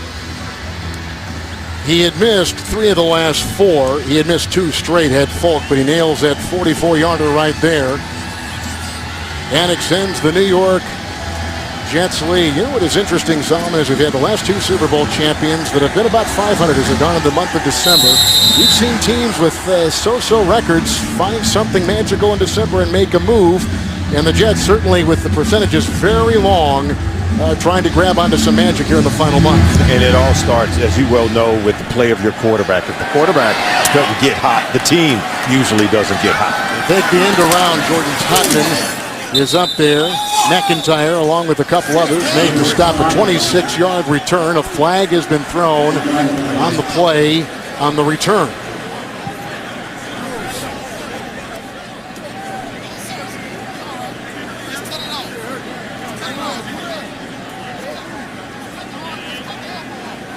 During the return, holding for 88 on the receiving team. 10-yard penalty from the end of the run, first down. His thing was cutting out. I didn't catch a number, folks, but they'll mark it against the Jaguars. And the player is down, and that player for them is Jordan Tobin. He returned the kickoff moments ago. They just got him off the Vikings practice squad, and he hasn't played in the NFL until today. He was inactive last week against Buffalo. So the remaining schedule for Rex Ryan, it is workable, certainly, when you see those records. How about that? And San Diego is at home. You go on the road at Tennessee, then inside of the division against Buffalo. Winnable games. Starts with winning this one. We couldn't even get them to talk about the remaining schedule. No one would even talk about it because they know they have to take care of business, but they're going to try to win them all and see what happens from there. Owens in the backfield, first down and 10. Back by Lewis. First tackle there by Thomas, and then a nice stick by LaRon Landry and a loss of a yard back to the 10-yard line. Well, this Jacksonville Jaguar offense, talk about need to get it going. Owens did a really good job of running the ball early in the first half. There's been no room to run here in the second half. Jets defense, good tackling by LaRon Landry. I like, the more I watch the Jets defense, I think they've got something special here. You watch them on tape, they're making plays. They played lights out last week against Arizona, and I think so far here today they're playing very well. Second down and 11. Owens a block and buying time for his quarterback, and wide and uncatchable for the tight end, Zach Potter. Third and 11. You know, we talked about this Jets defense hit, hurrying and harassing Henne, but when they have had receivers open, Elliott's put it on the ground, Blackman's put it on the ground, Elliott again. Can't catch it even with a net. Struggling to haul it in when Henne is making plays. This receivers just let him down today. At other moments, the Jets have just made his life downright miserable.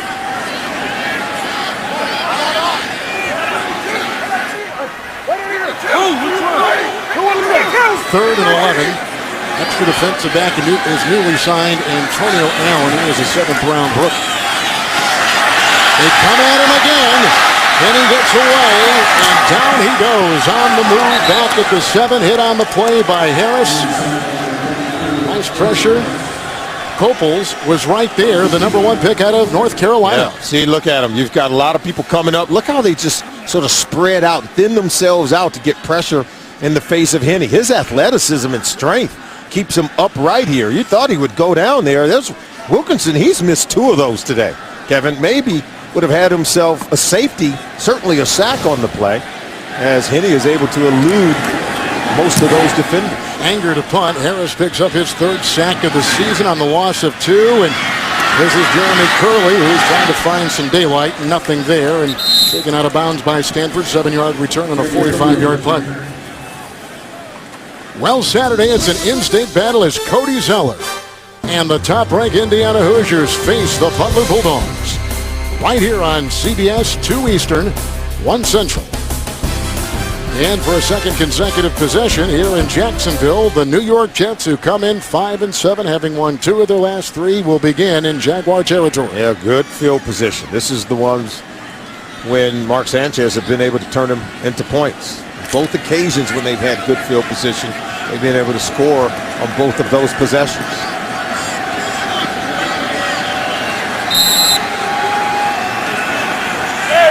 Powell in the backfield, crossing back at that left guard, 1st down and 10.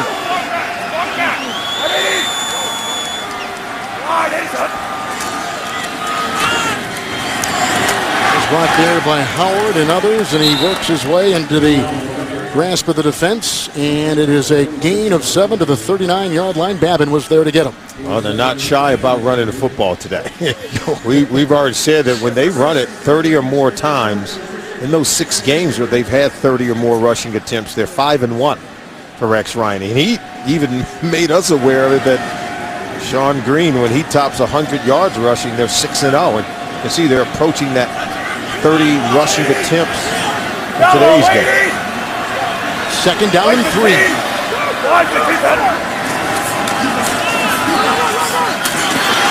And running outside and running hard is Powell, trying to put on the brakes, and Harris met him. Gain of 7. And they get the 1st down to the 32. 29th rushing attempt right now on the Jets. It's not pretty, but very effective. They're chopping and swinging the axe at this defense by continuing to pound the run game here in the 2nd half. You can hear the pads. Yeah, they're popping. They're popping. Well, Powell taking that from nearby Lakeland, Florida. 3rd quarter has come to a close. 10 unanswered by the Jets here in the 3rd. We return to Jacksonville after this. Watching the NFL on CBS, the home to Super Bowl 47.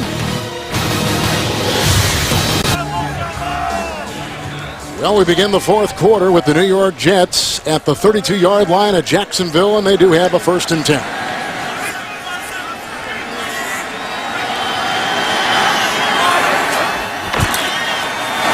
James Powell finds room and then brought down by Lane from behind. 1st down burst, 14 yards, and they'll put the ball at the 18-yard line of Jacksonville. It's their 30th rushing attempt so far in this game. Look, they wrap around here. Look at the seal there. And a nice little lane provided by the center, Nick Mangold. It's the 30th rushing attempt, 14-yard run. They continue to chop wood on this defense. That is the Jacksonville Jaguars, and they're just having their way right now on the offensive line. 1st and 10. And Powell again, hit by Puzlesny with no gain on the play. They have more passing attempts, do the Jets, than rushing attempts this season. People think that Tony Sparano is a run-first type of coach. He'd like to be, but they've been in positions where they've had to throw more than run. Absolutely. He wants to run it. He knows the mandate when he was hired this offseason by his head coach, Rex Ryan. That is to run the football, but you need a favorable scoreboard. You need that score to be close, and that's why you see here in the 2nd half, it's clear they came out with the intent to run the rock. 2nd down, 10, Powell. And he picks up 5. Knighton got a hand on him. Lowry along with Landry were there, and will put the ball at the 14-yard line. And as this Jets football team moves closer to the end zone, if they score a touchdown here, they go up 17-3. And from talking to Rex Ryan last night, I think we get ourselves some Tim Tebow in this game. This is, of course, his hometown. He was talking to many of the fans here at the stadium. Many people have come to see him play. And Rex Ryan knows he can steal the home crowd if he inserts Tim Tebow into this football game. 2 tight ends, 3rd and 5. Powell takes it down to the 4-yard line. A burst of 10 after a 14-yard run. That gives the Jets first down and goal to go. All right, Brandon Moore, Nick Mango, Matt Slauson right in the center, right up the gut. Look, Slauson turns him out. They bring over to Brickashaw Ferguson, pulling the left tackle. And then even the receivers, look at Gilliard. He's up front, blocking, trying to pave the way for the run game. As Leslie made the stop, 72 yards on the ground for Green, 72 yards on the ground for Paul. First and goal for Sanchez.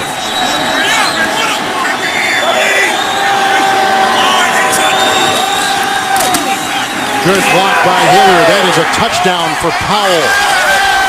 4-yard run inside, his 4th touchdown in the last 3 games. Hilliard, the fullback, laid some wood inside. Yeah. Well, 34 swings of the axe. That's 34 rushing attempts, and now the tree has fallen. Because there's no doubt that they have seized control of the ball game. The offensive line have inserted their will on this defense for the Jaguars, and the way they're running the ball on that possession, wow, you've got to be impressed. Will try to tack on one more, making it 17-3. We're in the 4th quarter. Runs a 14 and 10 by Powell. And a 4-yard touchdown burst to put the Jets on top with 17 unanswered. In the first half for the Jets, 6 possessions, 4 punts, 2 fumbles. That is their second half resume. Oh, they've scored on 3 of their 4 possessions here in the second half. A couple of touchdowns and a field goal, and only had to punt it once. So Rex Ryan at halftime, he and Tony Sperano, they give the marching orders to this football team. We're going to come out and pound the run game, and boy, have they. Nick Folk with the kickoff. Jordan Todman will be back, and he'll take it out. And the initial hit by Langster. He was right on him. 17-yard return. Here comes the Jacksonville offense, and coming up on the Subway postgame show, JB, Dan, Shannon Boomer, and Coach Bill Cowher for the latest NFL scores, news, and highlights. That's all coming up on the Subway postgame show from our CBS studios in New York. And now here's the tough situation for Chad Henne. You're down by 14 points. You've got to come out and start throwing the football. They have a zone, they can protect them. Miami oil! Miami oil! Henne with a first down and 10. Until Owens, blocked by Neeson. He's in the secondary, and he slips through the grass, but slowed down just enough by Ron Landry. Picks up a 16-yard gain. He's up to the 28, and that's the first down since the second quarter. Nice looking run play. Blocked down here, then watch him just wrap it around, coming on the backside. Getting to that second level. They didn't close off that lane. Jaguars were able to split the Jets defense. Here we go. Owens on 1st and 10. And drilled that time by David Harris. A gain of 3 to New York and James Brown. And alert Indy D. And Jake Locker out of his own end zone. He takes a 3-step drop, and Cassius Vaughn jumps all over it for a touchdown return of 3 yards. It's 21-20 Indy. Well, Indy getting it done both offensively and defensively. Back to Kevin and solid. 4th time that the Titans quarterbacks have thrown that kind of a pick where they're taking it back. And Cassius Vaughn, and that's Denver Broncos, 2nd down and 7. Henne complete. Shipley was there. Wilson was covering.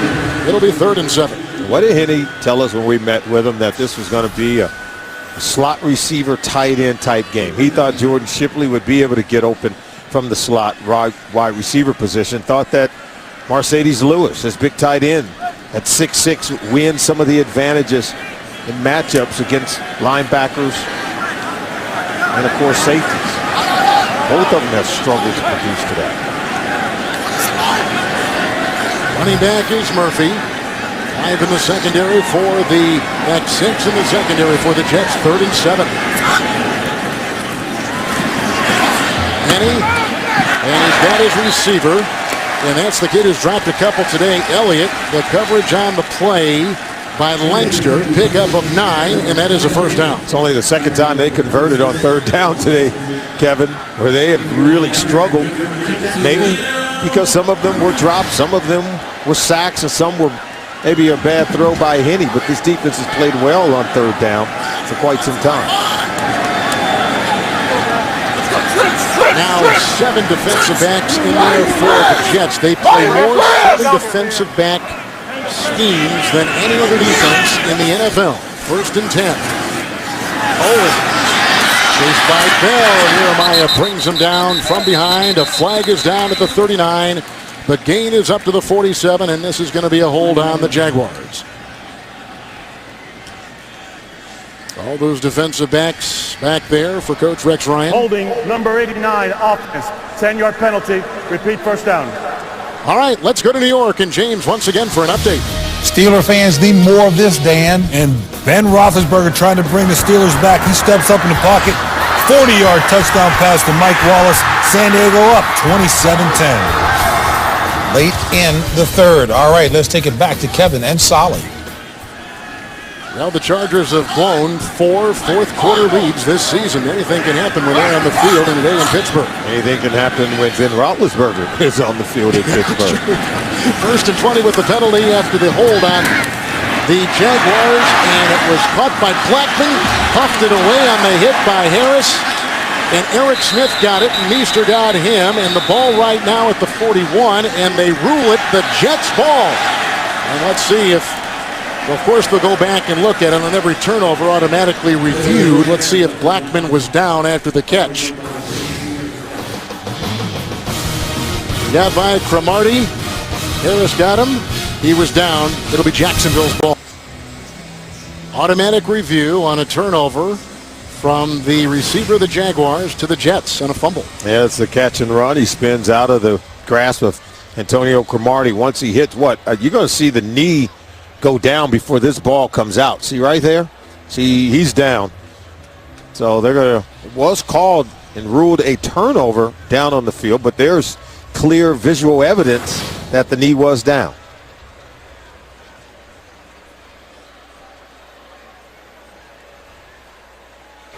The ruling on the field will be reversed. The player's knee was down prior to the ball becoming loose. Therefore, Jacksonville will retain the ball at the 44-yard line, and it will down.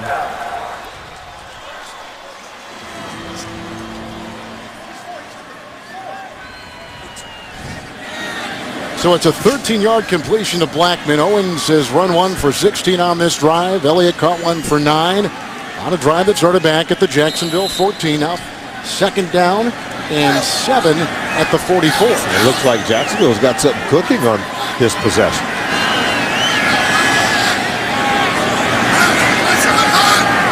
Five DBs now for the Jets. They're going to 6 and 7. Now they're down to 5. And in the protection scheme, they count the men with their hand on the ground.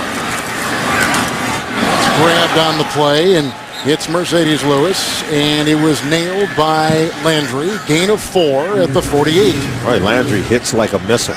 Take a look at Lewis. He comes right off, turns around, spots up, 6'6", can't get around him. It's like a power forward in the paint. All you can do is come and tackle him, but you're not going to prevent him from making the catch. Now 3rd and 3. You go back to Lewis with that matchup advantage against LaRon Landry.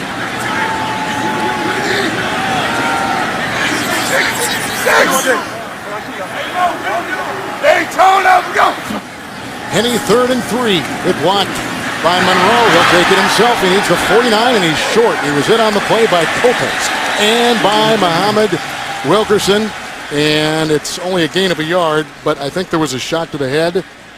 Wow. Maybe a face mask. We'll have to see. They're going to give him a new set of downs because someone went to the head of the quarterback. Personal foul, face mask, number 96, defense. The 15-yard penalty Wilkerson will be added to the end of the run.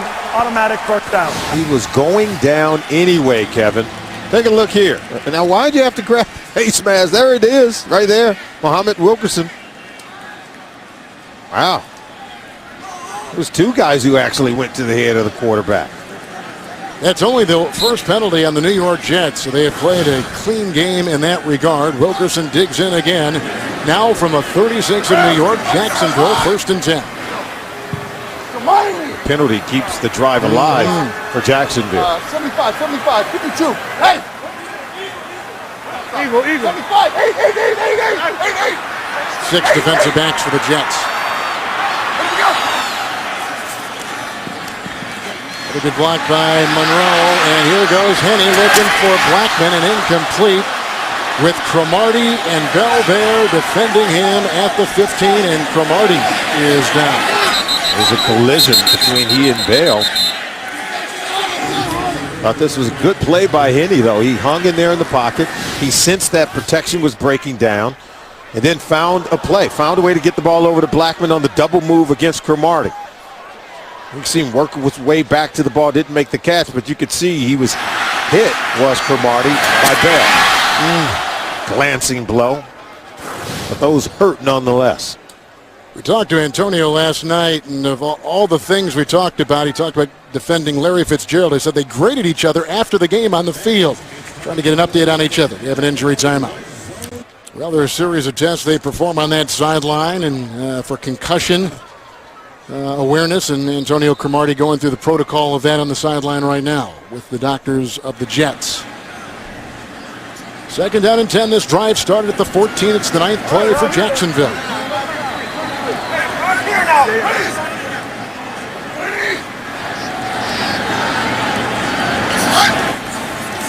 5 defensive backs for New York. Henne, Shipley. He's got the first down to the 25-yard line. It's a gain of 11 yards and a first down for Jacksonville. Shipley's lined up to the right side of the field, matched up in a bunch package with Elliott. He came clean underneath. Knew where the sticks were to make that catch for a first down. Number 25, 1st and 10. This looking drive started back at the 14. Owens had a run at 9. Reception of 13 by Blackman. Penalty, a personal foul on the Jets. Another 15 yards right there. But here they come again, an avalanche. And Quentin Coples is the one to jump all over the quarterback.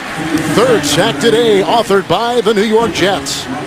And it's Coples' 3rd sack of the season as we watch Antonio Cromartie leave the field. Coples comes right up the middle. Take a look at this. Wow. He won against the offensive lineman right away. Evan Britton filling in for Mike Guzman at the left guard position. Here comes Owens, a block from Elliott. He finds room, and he's in for the touchdown. A 32-yard touchdown run by Owens.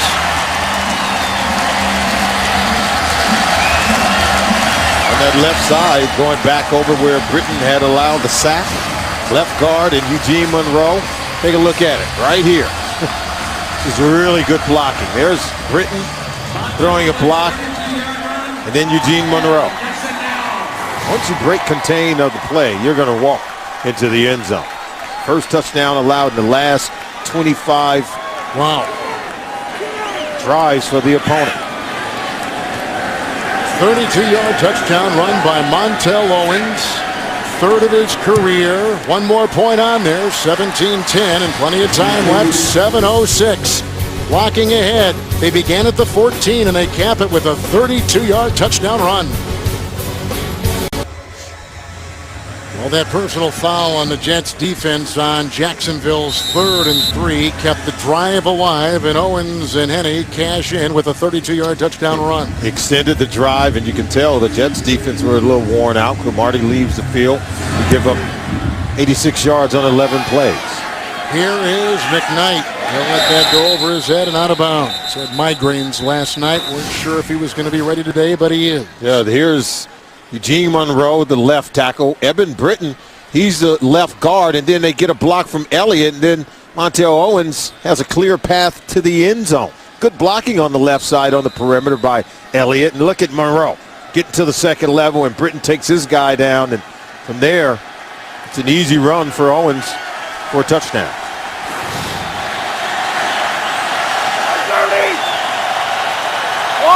Green in the backfield, first down and 10. And plus Lesney there along with Julian Stanford. Stanford, by the way, went to Wagner in Staten Island. That's a gain of 3 by Green as you take a look at Paul Lesney. Now we have ourselves a ball game, Kevin. Because the Jacksonville Jaguars refused to die. Down by 7 after the Owens run. See if Mike Mularkey's defense can now make a play.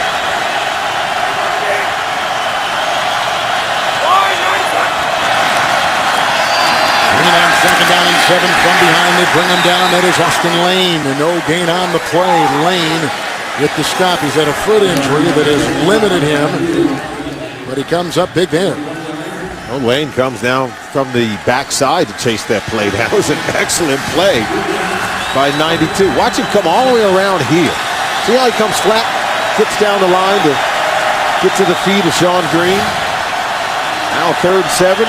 Jaguars get a stop or get the ball back with good field position. See if Sanchez can make a play. 5 defensive backs, 3rd down and 7. Powell in the backfield.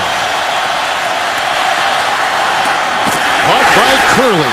Drilled on the play by Lowry. Gain of 2. They had to get to the 30. They get to the 25. They got a punt. 3 and out for the Jets. It's a long throw for a very minimal and short gain. You didn't even get the receiver to the sticks. Look at that. Not even close to the first down marker as Lowry lays a lick on Curley. Well, Robert Malone had great pressure last time. Almost blocked by Mosley coming up the middle. Wankazi back inside the 30. Let's see right here what happens. Almost blocked again. Murphy, the running back, just about had it. Cosby will take it from the 27-yard line. And to the sideline he goes. Powell, the running back, belts him out of bounds. 8-yard return, 47-yard punt, and that guy right there just about got it. Richard Murphy out of LSU. Well, Murphy's close. The Jets have already had 2 block punts so far this year. That one, by a hair, did Murphy miss it. Oh, Mike Westhoff is the coordinator of these special teams for the Jets. Just not used to seeing that from his group. The punter, by the way, Robert Malone, spent the offseason in 2010 with this Jacksonville team until he was let go. So here come the Jaguars. 3 timeouts, 5:05 to play, and down by 7. Cromartie not out there. Down in 10. Holmes is driving for 3. And he's out to about the 41-yard line. The other corner now is Darren Wall, second-year player out there, number 27 for the Jets. And so they're having to dig deep in the secondary as Rex Ryan to find guys. They told us Cromartie was going to be matched up against Blackman. Now let's see if with the mismatch and throw out, see if they go to Blackman. 5 defensive backs here. Here's Owens once again, hit by Landry. It was a 2nd and 7. He picks up 1. He'll be at the 42. I like this Ron Landry. He's like an extra linebacker up there in and around the line of scrimmage. No, not as good deep down the field playing in space, but you get him in the box.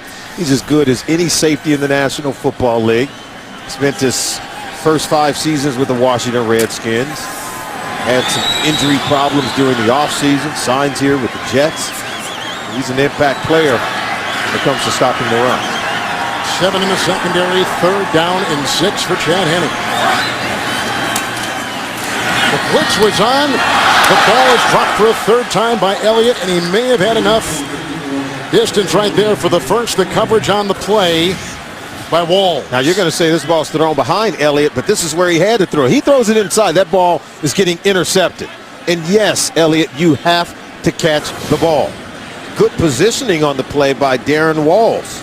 Because had that ball been thrown inside, I think Walls would have intercepted it. And he put it the only place where he could. And he put it in a good place for Elliott to make the catch. Boy, the Jets were bringing the pressure. They were bringing the pressure without Cromartie. Still coverage very good on the back end. Anger puts up a rocket. Curley, fair caught about the 11, 10-yard line on the play. 47-yard well-placed punt for the rookie. Under 4 to play, and Wednesday in primetime, JB, Chris Collinsworth, Phil Simms showcase America's favorite game with their own unique style. It's Inside the NFL. comes your way Wednesday on Showtime. Jacksonville, Florida, in the holiday season, all dressed up. First down and 10 for the Jets from their 11-yard line. All 3 timeouts remaining for each team. Green in the backfield. Hilliard, the lead block. Jason Smith, an extra lineman, was in, and all they can get right there is a yard before Alu makes the stop. Getting off the bottom of the pile, too, was Stanford. Mike Mularkey's defense has recovered a little bit, starting to play a little bit better against the run, as you saw in the previous possession, forcing the Jets to have to punt the ball. Might you go play action, allow Mark Sanchez to take a shot? And if you're Mark Sanchez, you know your defense is playing well. You're only up by 7. You can't turn the ball over, Kevin, trying to take that shot.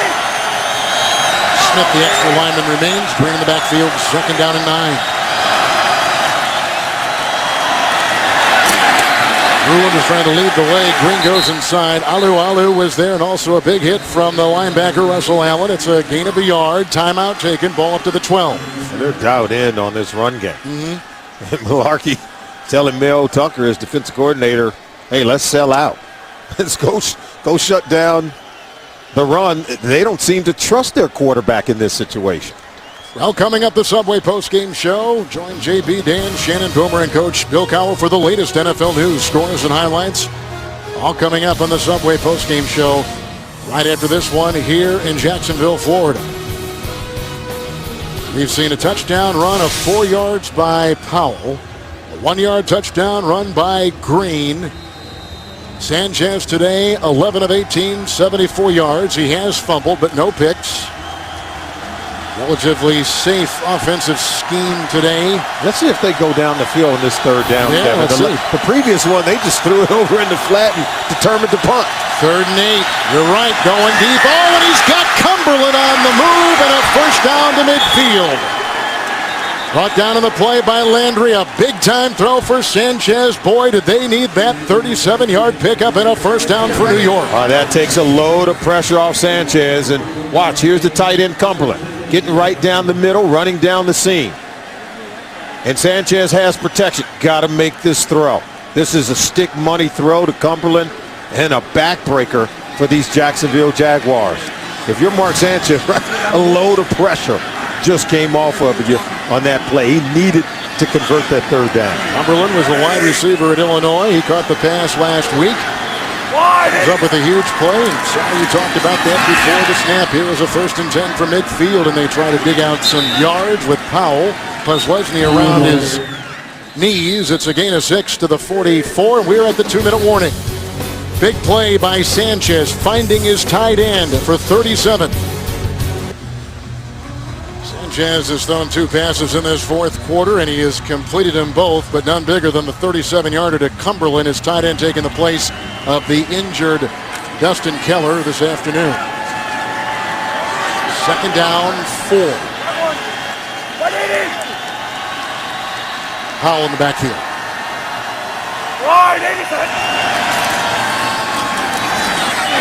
Oh, and they get him behind the line. That's Russell Allen dropping him down about the 48-yard line. He got through. He throws him for a 4-yard loss, and there's a Jacksonville quick timeout. I like this Russell Allen now. Look at him shoot the gap. Watch him here. See, he sniffs it out. That's just good, slow playing at the linebacker position, reading the steps of the running back. And you can mirror his steps. You find yourself making tackles in the backfield. Remember, Darryl Smith, their all-everything linebacker out for the entire season. And guys like Allen come in, make some plays. They're missing Darryl Smith, who's a good pass rusher. He's good against the run, excellent in coverage. These Jacksonville Jaguars playing without a lot of their top-line players. The backups, they're finding out about these guys. But what did Mularkey tell us? He said, we evaluate every single day, from the first day of training camp to the last day of the season, not just for these final 4 games. They're evaluating everyone and everything. You're always being evaluated. 3 tight ends, top of your screen, 3rd and 8. Not a lot there. Powell falling on him as Mincy. It is a gain of a yard. And the clock at 1:52. And the final timeout is taken by Mike Mularkey. who is a NFL tight end with a variety of teams, Pittsburgh and Minnesota. No timeouts now remaining for the Jaguars and their quarterback, Chad Henne. Well, it's one of those things where you have the veteran quarterback.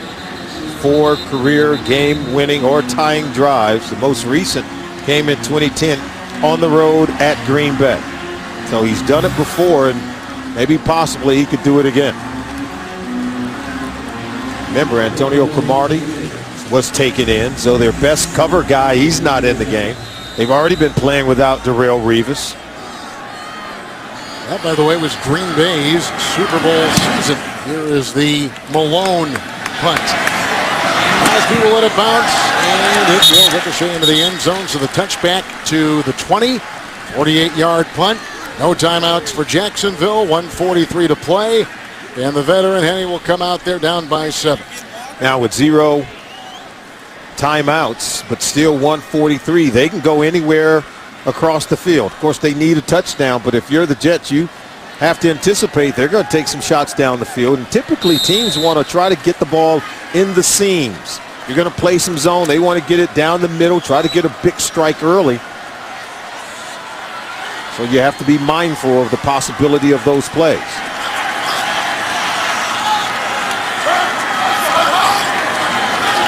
Defensive backs for the Jets. It is a 1st and 10 from the 20-yard line for Henne and Jacksonville, and again, no timeouts.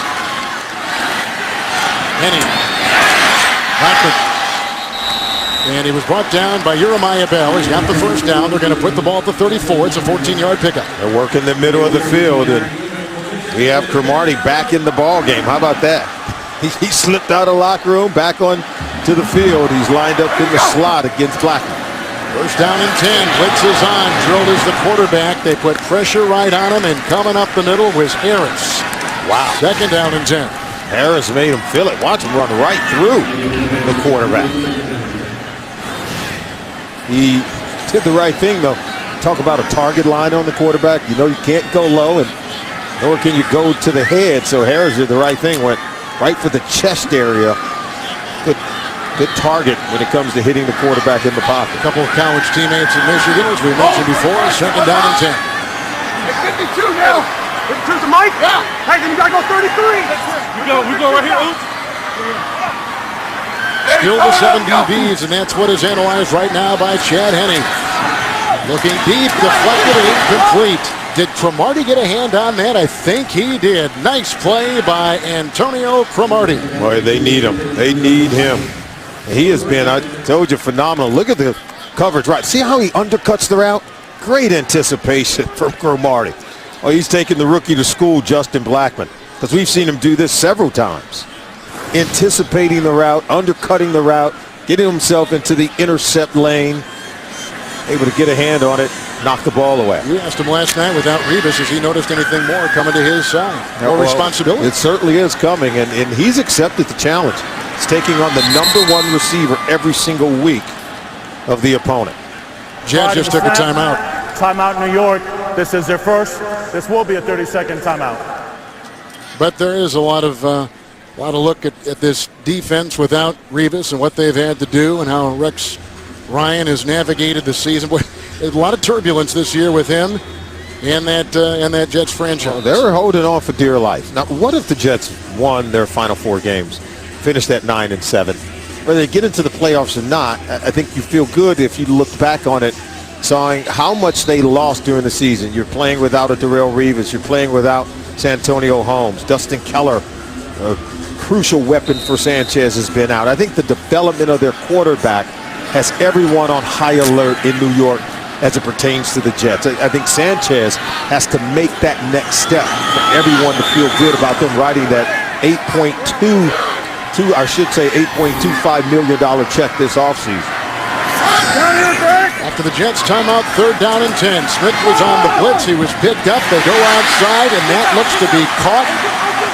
Flag is down, grabbed by Elliott. Langster in the vicinity. The ball right now at the 50. 16-yard pickup as it stands. Really good play. Going to talk about it.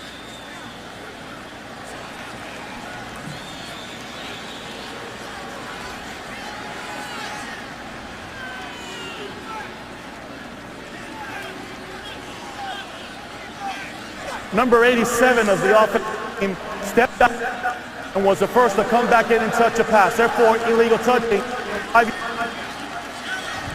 That kid's had a tough day. He's dropped some balls, and he went out of bounds and came back in. Yeah, he's got to be alert. Stay away from that out-of-bounds marker. You go out, you cannot come back in and be the first one to touch the ball. Now, had this ball been tipped at the line of scrimmage, see, there's Elliott right there at the top of the screen. See, right there, he drips out. They're saying that he drifted out. It was very close. 3rd and 15, and they blow that play dead. Prior to the snap, replay booth called for review. The previous play will be reviewed. That's a good point. We're within 2 minutes, so they can look at it themselves without it being challenged. And we even showed you there. It doesn't look or appeared as though he had stepped out of bounds. At least it's not so clear here. Maybe his heel was on the line there, but obviously we can't see. And then he's back in there. So I think they're doing the right thing. They want to make sure they get it right, Kevin. Go and take a look at it, because it's not so clear, at least from this angle, if he were out of bounds or if he was in bounds for a legal catch. Call on the field is that he had stepped out and then came back in, made the catch, which would render that catch illegal. They'll get it right. Jets come in 5 and 7. Jacksonville, decimated by injuries to most of their playmakers, come in at 2 and 10. And as Mike Mularkey was saying, he said, we've just been limited so much in what we can do when you lose guys like Drew, and we're on our 4th running back, and our top wide receiver is gone, and we're not deep at wide receiver to begin with. You know, it really kind of handcuffs you in terms of how much you can expand your offense and use your quarterbacks. And Henning is the second quarterback on this team. He said they're nowhere near what they would like to be able to do on offense. You take a look at what Matt Ryan and the Atlanta Falcons are doing. Remember, it's that same offense that Mike Mularkey has brought here to Jacksonville. Why they don't have the personnel, they would like to be able to motion and shift and sort of disguise their intent in terms of the plays they would like to run. Still no clear evidence there to overturn the call. Left foot here, right there. See, it is out of bounds. You can see it on the chalk. The left foot right there, unless it was still coming down. That's where they're going with. Yep. On the chalk. That's like the grassy knoll. We see it clear visual evidence. We'll see what they go with. Well, it's important because if they rule it a reception, it'll be 1st and 10 at the 50, or otherwise it'll be 3rd and 15 at their own 29. There's obviously a very big difference. Absolutely. So it's a pretty important call with 1:06 to play, plenty of time.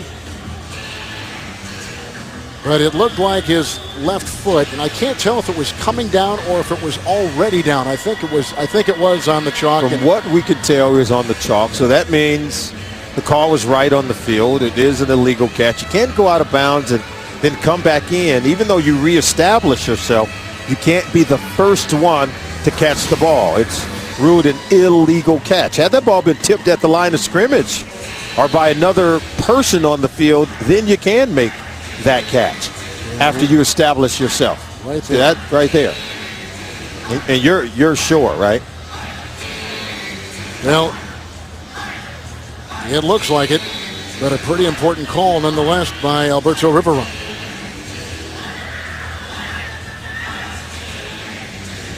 I think the cut was made right there. That's where he planted.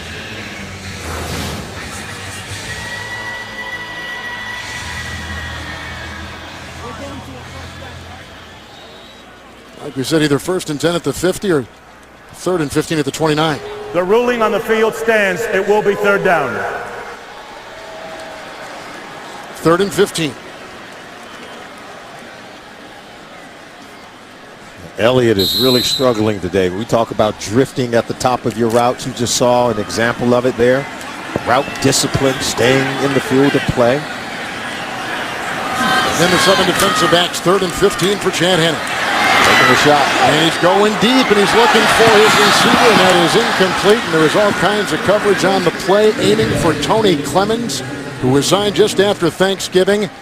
And they had all kinds of deep guys back there, including LaRon Landry and others for the New York Jets. Clemens got behind the defense.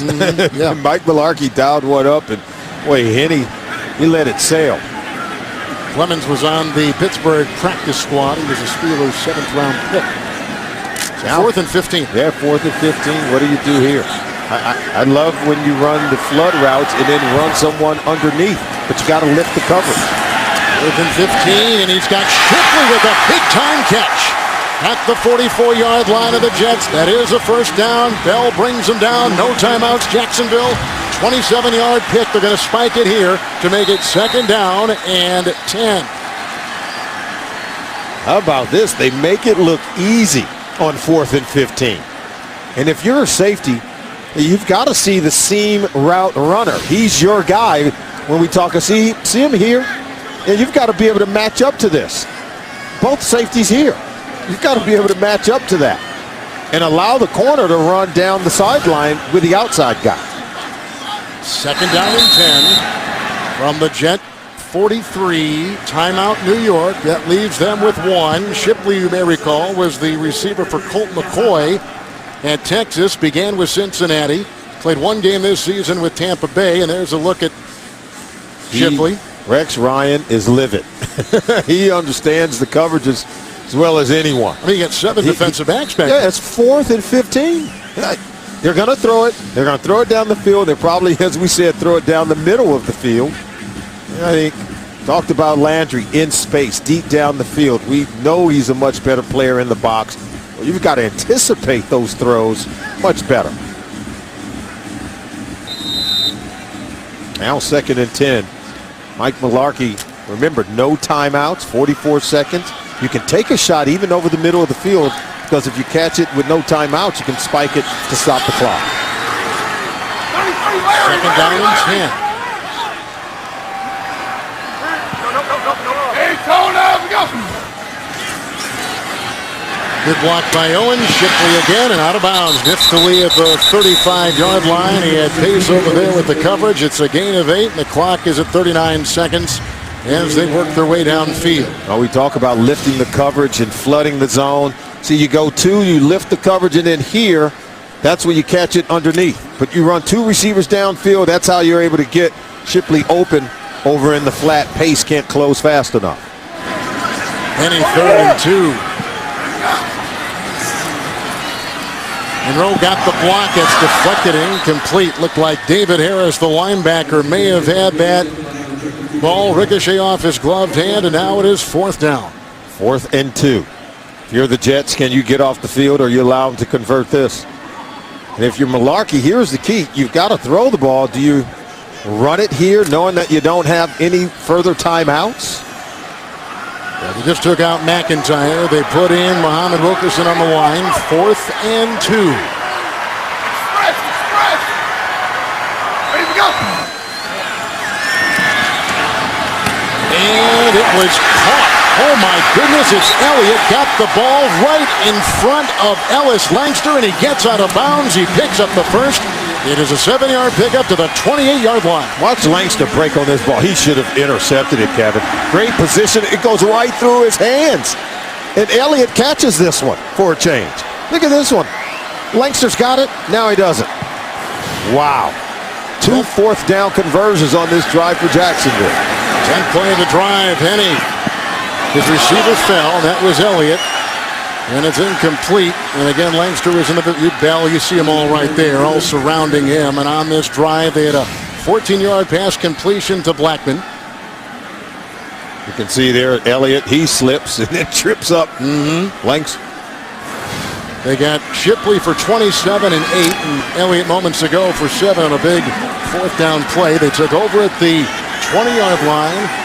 1:43 to play. No timeouts. 2nd down and 10. I'm going down the field. Challenge these safeties. Well, the rush was on. He goes deep. He throws it up, and it's picked off. Langster comes up with it. That's curtains for Jacksonville, and a win for Rex Ryan and the New York Jets, who will win their 3rd game in the last 4. They go to 6 and 7, and they are still alive. This is a gift. The wide receiver, look at this. He doesn't go out. They're expecting a 7 route. from the seam route runner, Justin Blackman. He quit on the play. Pressure, of course, didn't allow Henne to drive the ball the way he wanted. Quentin Copels came up the middle, pressured the quarterback, the trademark for the Ryan defense, and they come up when the pressure was needed the most at a good time. And it's Sanchez doing knee in the victory formation. The big play for Sanchez today, at least late in the game, was the 37-yard pass late to Cumberland. And you can got tell him a first down. Yeah, there was a smile on his face after he made that completion. A little bit of redemption for Mark Sanchez today. Jets win it on the road. And James Brown, it's a 17-10 final here in North Florida.